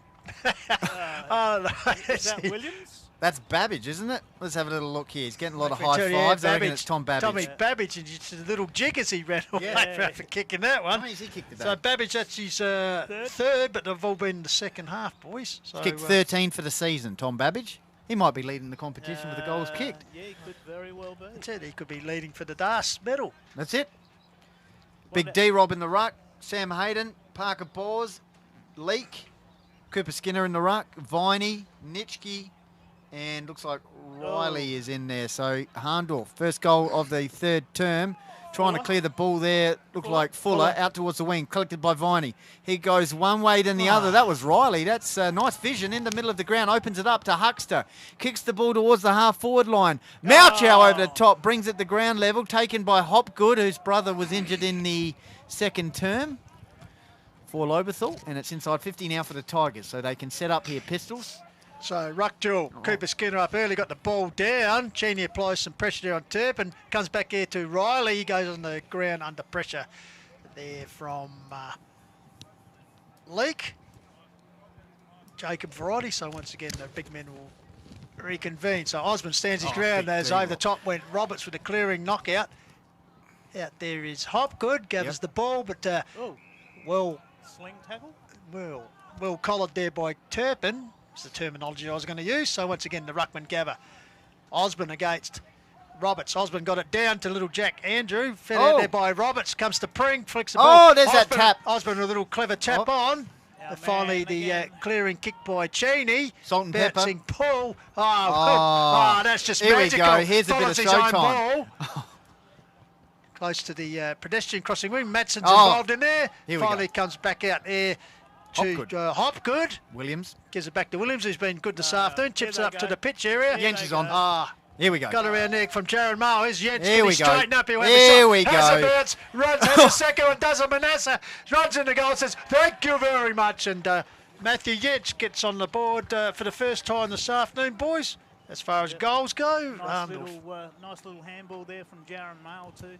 So 1916 Hahndorf. Lobethal 8 goals 3, 5 minutes gone. Final term here on Call with the Wild. Trust you're enjoying on Hills Footy Media, hillsfooty.com. Thanks to Sports Interactive, Mortgage Choice, Dartfish, Jarrett, Nissan, Business Plaza, Adelaide Star Buses, and Chris Shaw, Accounting Goldie. And windscreen cleaners. A1 panel beaters. And windscreen cleaners, yes. 6 minutes gone in the final term. Hahndorf careering away here. 29 wins on the row. They're looking for Parker Balls. Clearing kick. Deep into attack. One-on-one contest. Ball hits the deck. Mal sneaking. Has a snap for goal. He's just missed it there. Umpire Trevor Mack behind the goals. Umpire Trevor Mack. How many games did he umpire in the middle? Pistols. Ooh. Well over, 300 plus. Now he's behind the sticks. 400. Yes, he actually did the reserves. Did the reserves game here. Oh, he's still going. Field umpire, yes, and he dons the flags. So bringing the ball out there was Timmy Jenkins, I think it was. Clearing kick up towards here. The tall timber of Hahndorf bring it to the ground.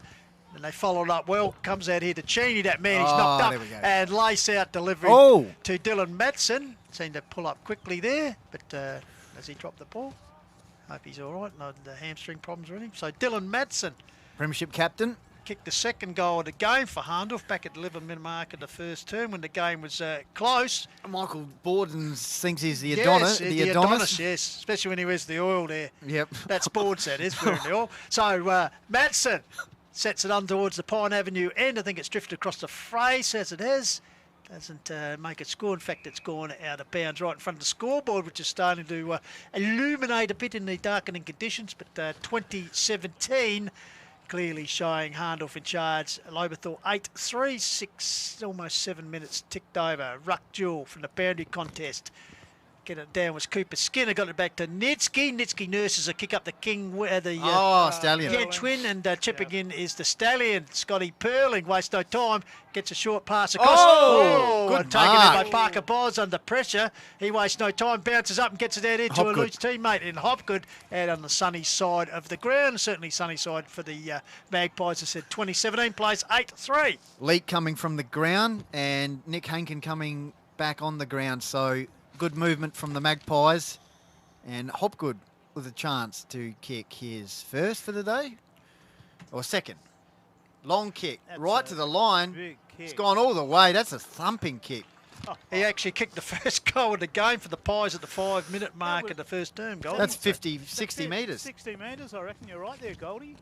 21-17 now Hahndorf. Lobethal 8 goals 3, so what's that? 13 goals, 14, which is 72, 86 points.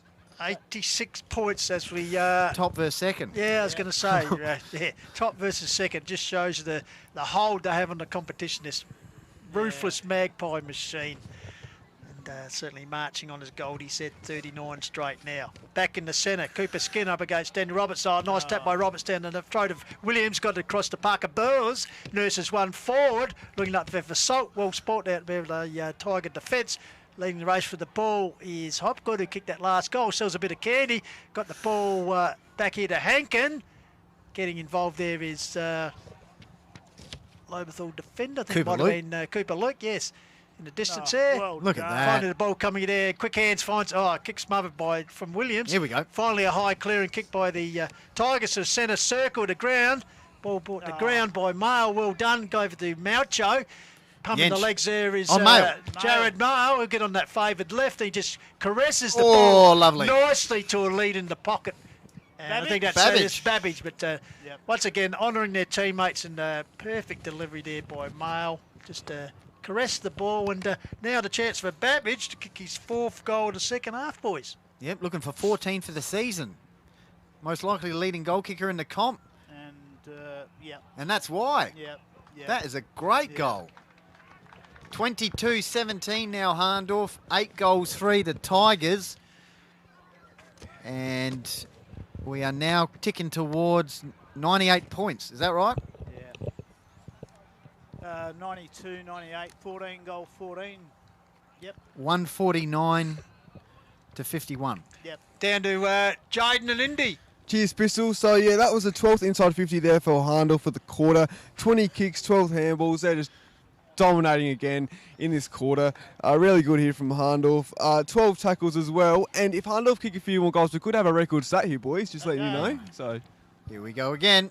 Hayden out of the middle, kicks forward, but it's cut off there by Fuller. We love our record stats, that's for sure. As the ball comes out of the Cooper Luke, he's tried hard, the youngster for Tigers. He chips the ball across the centre to Viney. So Viney once again goes out wide. Out here finds Giorgio.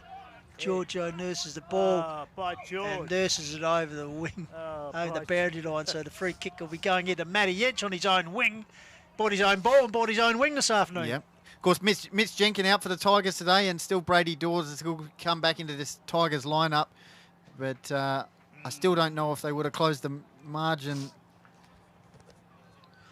So I tell you what, in the short season, as we all know it is, geez, their percentage has taken a bit of a pounding here this afternoon, Lobe, and it could come in handy come later in the season, in the finals. Meanwhile, they feed the ball out. Viney getting involved. Finally got it back to Huckster. Comes back to Viney in front of the scoreboard, which doesn't look too flattering for the Tigers at the moment. Malcho bundled out of position there by King. High kick towards Big Jack Osborne. Sticks up the Dukes, and the big man takes a mark in the Yench wing area. Oh, he's got Turpin running for him. He's also got Voigt, who's really putting in the strides against Eckerman. That's a throw. Well, the umpire didn't see that. It's a pretty blatant throw. Trent Mail fumble, and pushed over the point. That's gone through for a minor score there. Scoop. When's the scoop come into that was a football? Scoop. He delivered some, well, there was some potatoes delivered earlier in the quarter. And as Parker Boz tips the ball up towards Nick Hanking in front of the Hahndorf coaching box. Oh, he's ragdolled to the ground there by Matty Fuller. Sling tackle, wasn't it? Yeah, play on to the umpire. Comes back here to why did Lobethal they play. Why did they play on? No, whistle sounded there. Yeah, that's right. Fuller with the sling tackle. Fit in for a necktie. But anyway, umpire Lawless balls it up. High leap there by Parker Boz doing the right. Came down to Hankin. Finally, Bamford applies some pressure there. It looks like it was, a bit late with the tackle. So umpire Lawless brings the ball back here. Hankin. D-Rob having a bit of a stint. No. And looks like it's Hopgood with the free kick right in front of the coaching box. Matty Golding will be pretty happy to watch his boys' performance this afternoon. Puts the ball up towards half forward. Pack sets himself. Involved there, ground level. Was it a free kick? No, this is the umpire. Scrambly play there. Lobethal really under siege now. As Hahndorf just got the foot on the throat and just going for broke. So right half forward line for the Hahndorf Magpies, kicking towards the Pine Avenue end. They've kicked 4 goals in this term to zip. Is that right? Yep. And Tigers competitive in the second term, but I love that stat of Jaden, that 9-minute mark that had 12 forward entries, Goldie. So they're really pushing home, aren't they? Absolutely. Pies. Here's Viney. We got the handball away. Here's a turnover. Here they go Here they go again. Hahndorf snap round the corner from Babbage, number 5. That is sensational. Left foot too. Left footer. That is just clinic. And it's now ticked over 100 points. It's 103 points. 155 Hahndorf. Lobethal 52. Babbage has kicked 5. He's kicked 15 for the season. 5 all in the second half. Sorry, Rob. Primary school you went to, Goldie? Goldie, primary school you went to, mate? Have I got something wrong here? No. The primary school. Littlehampton. Littlehampton Primary. Yep. No, just good to know. Oh. They taught you well. Good maths teacher there. Good maths teacher.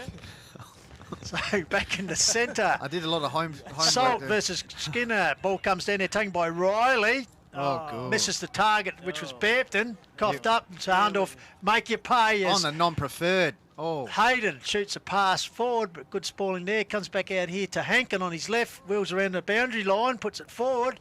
Danger time once again. Round the corner, it was Nykamp, sets it up nicely at the top of the square. Good spoil there by Giorgio, disciplined as you'd expect. Ball comes to ground there.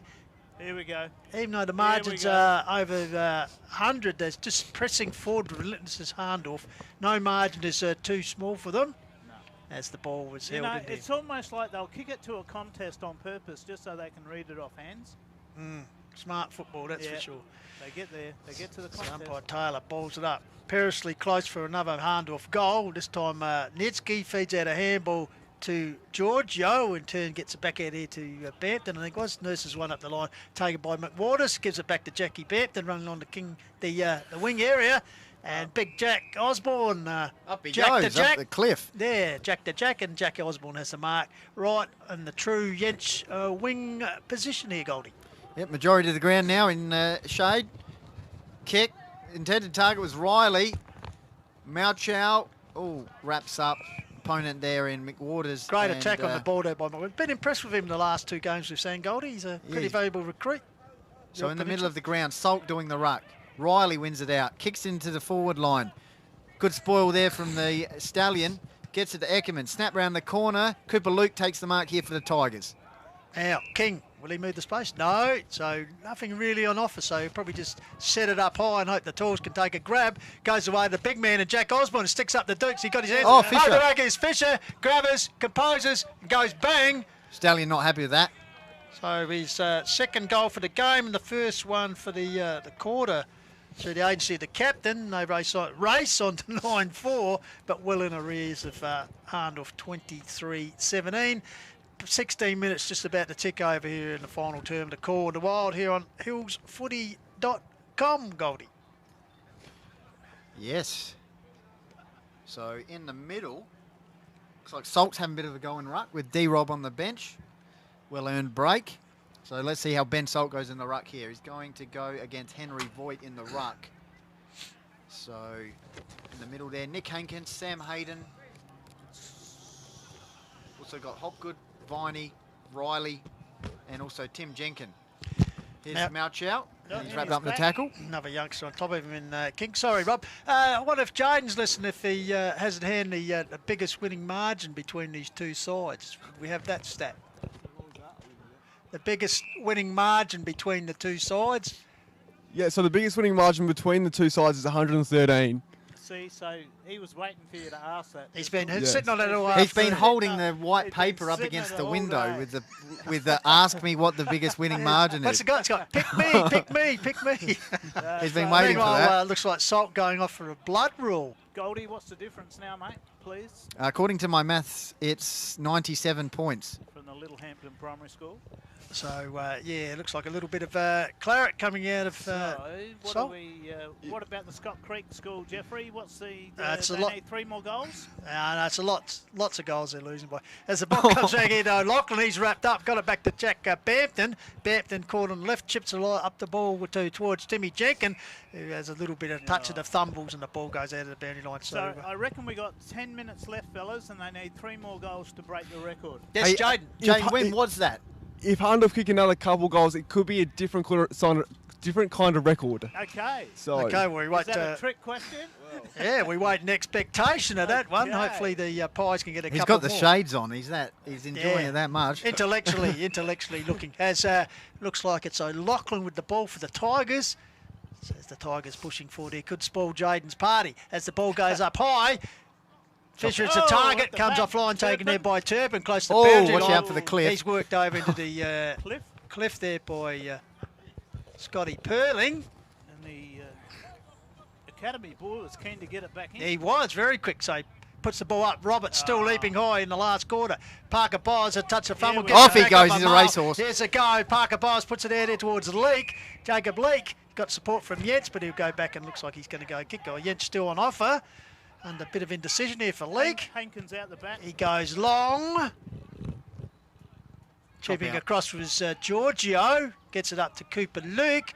got time to turn and balance, puts it up here, but that Mancini looms and says, I'll take this one just for add another stat to myself. So the past Crow and Melbourne Demon. Dominant performance here this afternoon, I'd say, Goldie. Past Hawk as well, I think. Kicks it towards centre wing. Offhand Schnitschke. Pring. Voigt. Goes over the top. Here's a chance for Fuller. Gets it to Viney. Kick forward. Roberts. Managed to get a paw to it. Snap round the corner from King. Eckerman running back. And it's gone through for a minus score. Hey, Jaden, when was that record margin? Okay, so that 113-point margin that was record for Hahndorf winning margin was 2017. The actual record winning margin is 124 points, which is from Lobie. Lobie got the winning 124-point margin. Over Hahndorf. Yeah, over Hahndorf, yeah. Do we know when that was? Back in 2014, that one. Ooh. Oh, yeah, the wooden spoon year, Goldie. As the ball comes up here, taken by Leak, this time the Joel variety, right on the defensive arc, 50 metres out from the goal, or 45. He decides to go backwards. Oh, Big Jack. Big Jack intercepts. Yetch taken high as Big Jack, Yetch runs off. No point moving there, Jack. Just rest that knee. Ball comes up here, taken by Eckerman. Clever work. Been impressed with him. Managed to get his kick away only as far as Jenkins. Tries to break a tackle now. Short little pass around. Oh, Cheney. Cheney comes in hard, spoils the ball, and he's Yench is there to mop up. Goes bang with a barrel. There's your Barry to barrel. Yep. Gets it down off hands. Intercept there by Hayden. Got it back to Big D Rob. Mongrels 1 forward. Bouncing ball. First to get there. Sling. Holding the ball. Half tackle, I think, might have been Elliott. Slung to the ground. It's called there by Benny Goldfinch, but no, said the umpire. So ball up as the oval just about fully engrossed now in shadows after what's been a wonderfully wonderfully sunny game day, but one-sided game as McWaters tries to crash his way through. He's pinged for holding the ball. Here we go. Taken there by Parker Byers, got it to Hayden. Waste no time, puts towards the top of the square, bouncing ball. Well, I tell you what, looks like it cleared the pack. Sammy Hayden with yet another one. So Sammy Hayden, that's his third for the game. 102 points now. So two more goals. And I reckon, boys, there'd be, 5-6 minutes left? Well, I hope there's not too long. I'm running out of space here to write the goal kickers there for Hahndorf. No, it's just been an absolute feast, hasn't it? Yeah, hope it's not too long either. It's getting cold out here. It's all right in here. Beautiful in here, fact, Rob. Goldie, can you turn that heat down? Yeah. I'm starting to bloody melt here. The dream maker. And thanks to Rob Collins out there. Wait till we get the new Dartfish red jackets, boys. Well, we'll stand out like righto. Back in the centre, Voigt got it down to Fuller. He's wrapped up in a tackle by Parker Bowles, I think it is. That's the edge of the centre circle. So once again, umpire Lawless will recommence play. Voigt gets the ball and try to kick it. He was dispossessed, taken it here by Salt, who did the ruck work. Puts it down here towards Daniel. Oh, the big day roll with the big fly. Clearing handball by Netsky. Finds a teammate there in... that was terrible. Waters out over the line there. On the full. Yep. So out on Jarrett the full. Mail, here we go. So Jarrett Mail runs on that left foot. Nurses one to Big D Rob like He's a soccer diving goalie. everywhere. Like a soccer goalie there. Off the ground there. Comes out here towards Nitsky. Go back to Pring. Pring shoots a handball out here to teammate Fuller. McWaters. Pring back with the ball. Bantner's dispossessed. Comedy of errors now for Lobie. They're just under immense pressure even at this stage of the game. 22 minutes into the last term. Pressure just causing those turnovers, Robbie Sherwood. Yeah, relentless, isn't it? It's a pretty impressive performance, boys. Absolutely. It's just, as I said, they have not taken the foot off the accelerator, even though they're going to bolt it in, Goldie, that's for sure. Round 4 too. So just good to watch. Still got improvement. So bye for next week for the Magpies. So they'll just reset what they've done so far and get ready to recommence their premiership defence. Oh, great attack on the ball by the Stallion. Moved like the young colt there as he got the ball across to Williams. Lovely. Who just nurses it nicely into the hands of Mail. Number 5 coming up, boys. Maybe. Jared Mail. Maybe. 1, 3, 4, 2, 5. 3, 4. This could be 5. Could be 5. Yeah, they have multiple goal kickers here this afternoon, Hahndorf. So Babbage has 5, so this will be 5 for... Jared Mail on that left foot. Bingo. Right behind him here in the Dream Maker, and it just sails virtually over umpire Trevor McDonald's head in the goal square. So Jarrett Maher was called by Rob Shearwood. Goal number 5 and goal number 25 for the Magpies. 25-17 to 9. Okay, it's One more goal, Goldie. Yeah. it's 108. So one more goal. One more goal will do it. One So more. We're excited here. Oh, we want yeah. this goal because it's going to be Come on, unveiling boys. of a new world's record A new here. record for Hahndorf. Straight from the vault from Jaden J. Hill, as back in the centre, the ball in the centre circle on hands and knees is Viney. I think he's might be a bit injured. It's 2 Tigers down on the mat at the moment, but in the meantime, a free kick's been paid to Turpin. I think as the man in the pitch got him. Yep, he got Turpin caught near the cricket pitch, runs, good switches intercept. play out the void, takes the mark with Jensch on the mark, goes backwards, or sideways I should say, back to Turpin in the middle of the ground. Congested forward line for the Tigers. Here's Giorgio. Can kick goals. Out towards McWaters. Off he goes on the left boot. Kicks it towards the half-forward line or chop out. Here's the Magpies. They can go on the counter-attack here. Williams flick over the top to Hopgood. He'll go back towards Eckerman. Eckerman strolls past Hahndorf's interchange bench. Usually a good user of the ball. Works it down towards the half-forward line. Pring under pressure from Babbage. Wraps up in the tackle. 60, 70 metres out from Hahndorf's goal. 26-minute mark. I tell you, Babbage, he's kicked those 5, Rob, but also he does some really good physical hard work for a centre forward or key forward, so well done him. Fuller feeds the ball out there to Viney. Viney out to Timmy Jenkin, has a bounce, runs across the cricket pitch area. Gave to Luke, I think, in turn gives it back to Fuller. Fuller with good vision. He's got the runner out here. Oh, watch out. There's Brampton. Can he thread his way through? Gives it to Riley. Riley has a quick look over his shoulder. Has a bit of a lazy ping towards Jack Osborne. Got his hands to it. Under pressure there from Leek. Holding on. Yeah, young Joel Leek just grabbed the Guernsey of the big Jack. So in front of the cliff pocket, Jack Osborne will have a shot at goal. Chance to kick his second of the afternoon. And the 10th bring up double figures for the Tigers. So the Dartfish camera here of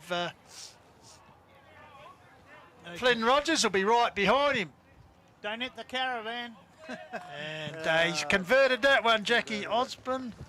So it's a 10th goal on the board for the Tigers, but they will and truly trail Hahndorf 25-17 to 10-5, 26 and a half minutes ticked over here, Goldie, at Pine Avenue. And boys, final score from your Radler by the looks. No Onkers. Onkers got up by 2 points. Crucial win. 10-7. 67 to 9, 11-65. Well, so he kicked the last goal 5 seconds before the siren went. So the doggies on the board as far as wins go, that's a because shot. they had that draw, so they'll be pretty happy with that. Last year's grand finalist. Meanwhile, the other grand finalist is careering away here. Hahndorf, of course, the reigning premier, 25-17 to 10-5. Goldie. Voigt won it down. Coming through is Parker Bors. Snaps it towards centre half forward. Almost a juggling mark there for O'Loughlin. Williams went one way, then the other, then hit the deck. Got a handball out towards Sam Hayden. Coming through was Nick Hankin. One way, then the other. Switches play into the middle of the grounds. Taken by Parker Bors for the Magpies. Switches it out towards the right half forward flanks. Taken by Hopgood. Kicked a couple of goals. He goes into the forward pocket. Oh, courageous mark there by Kane Mauchow, and he'll go back to add another goal kicker to Hahndorf's list. Floating down from defence. Yeah, 28-minute mark. They just changed sides of the ground, didn't they, boys? They just opened it up. Couple more around the grounds. Final scores, boys. Nan Bremer, 12-23. Chunga, 8-4. So it could be a tip and Westie up there with your old mate Lakers tonight, Robbie. And Mount Barker 9-14, Mount Lofty 3-11. So good to see the Nan Bremner boys get a win on the board. Yeah, so first wins of the season there, so they'll be pretty happy with that, that's for sure. So, meanwhile, ball kicked out towards the half-back flank area. Viney was up high, taken there by Maucho. Grabbed the ball and cleverly twisted out of trouble, but unfortunately kicked the ball out of bounds on the full. So, looks like it'll be Timmy Jenkins in the distance there. Goldie to take the result free kick. Not a lot on offer for the tractor. So, talking of tractors, the oval looks pretty good today, doesn't it? Yeah, we just missed. Isn't it? There we go. And there it is, and well, perhaps the end of the agony if you're a Tiger supporter or player, I'd suggest. So Hahndorf 25-17 have defeated Lobie 10-5. Rob Sherwood, and the margin being 102 points, if I'm correct, Goldie. 102 points. Yeah, correct, 102 goals. points. I mean, anyone coming here today that thought it would have been this bigger margin, yeah. Well, 16 points a margin at quarter time that just progressively got bigger, particularly through that 8-goal to 1 second quarter. Yep. They led 12-12 to 3-1 at half time, and from then it's 78 points at three-quarter time, and as you said, 102 points the final margin here this afternoon. So Hahndorf march on. As I said, they head into a break, the bye next week, and sitting, so that's 4 from 4, and sitting as undisputed king and competition leader. So it'd be interesting to see now the pecking order, because obviously, as I said, percentage coming in vital part, and taking a bit of a belting here this afternoon. So Jaden and Indy, we might head down to you boys to just give us the final summary of some certain stats, and also perhaps you could tell us what that record would have been, Jaden, as we head down to you. And nice sunglasses. So I'll just do the game stats first, and I'll go to the record. So 57 kicks there for Hahndorf in that last quarter, 28 forward 50s. They absolutely dominated. What is the total kicks there, Indy? Total kicks for Lobethal is 156. Only lost it by 31. Not the area that the game was lost in, of course, but continue, please, Jaden. So yeah, and 41 handballs in that quarter, 24 marks and 26 tackles as well for Hahndorf. So yeah, just too good today. They haven't scored 160 points since last year against Chunga on this ground. So there's, they got that 160 points again today. But yeah, back to you, Indy. Your assessment of the game, mate. Well, really, losing the inside 50 count by 69, 28-97 in favour of Hahndorf is why this game was dictated by such a massive margin. And you also look here, the one quarter where Lobethal seemed to win the centre clearances comfortably was the only quarter where they really got the job done, which was the ability to score. They got 5 goals in that third term, but it was 2, 1 and 2 in the first, second and fourth quarter respectively. Dominated in the hit-outs as well, losing by 28. And despite being the trailing team, losing the tackle count by 34, when you don't have defensive pressure, or at least not enough in this case, you're going to lose the game by a lot. And that's what happened today for Lobethal. And just a quick recap on last week's stats, of course, they didn't smash in the kicks and handballs, but that's not where the game was won. It really was with their conveyance going forward and their ability to really strike targets efficiently and take marks, more importantly. But they lost the marking count by 37 today and only took 2 marks inside 50 for the entire match. So a lot to take in from an 100-point loss, but really it's going to be a busy week back up at Lobethal if they want to get this right and learn their lessons properly. Thanks for that, Indy. So some record stats here, boys. So that 167 points is the highest ever score that Hahndorf has scored against Lobie since 2010. So there's a record there for you, boys. The third time over 150 points they've scored as well, and it's the fourth highest margin since 2010. So with 102 points, previously it was 124, which Lobie got, and 113 and 104. So all they needed was 3 more points. They would have got the record for the highest margin against Lobethal here, which is 104 points as well. So there's some record stats for you boys as well. So fortunately I couldn't get the record margin here and also like in general, but very good day there for Hahndorf as well. So like I said, last time they scored over 160 points was against Chunga last year. So good to get that over 160 points again here today, boys. So back to you. Good on you, Jaden J. Hill and the 500-man Indy Rogers. And thank you very much for your input throughout the afternoon. And talking about input, just quickly, some leading goal kickers. Babbage with 5, Marl with 5, Hayden with 3, then a cast of thousands with multiple goals. Just about everyone joined into goal kicking here this afternoon for Hahndorf. And for Lobie, multiples, 2 each to Osman, Turpin and Fisher in a return of 10 goals. So just quickly, Robbie Sherwood, just summing up. I know you'd probably say 2 words, too good, but... Well, they Lobie. they were, weren't they? back to the drawing mean, board, as well, they Indy are. mentioned. I think me and Colo tipped them to be in the grand final, which they probably, well, yeah, who knows now? I mean, and who can beat Hahndorf? I mean, it was like Big Brother beating up on Little Brother, wasn't it? Just yeah, put the foot down, and then just it was good to watch. I love watching them. They're so good. Yep, a game that we said had so much anticipation, but in the end, as we said, quarter time it was the Magpies 4-5 to 2-1. In half time, as we said, they kicked away that brilliant second term. They led 12-12 to 3-1.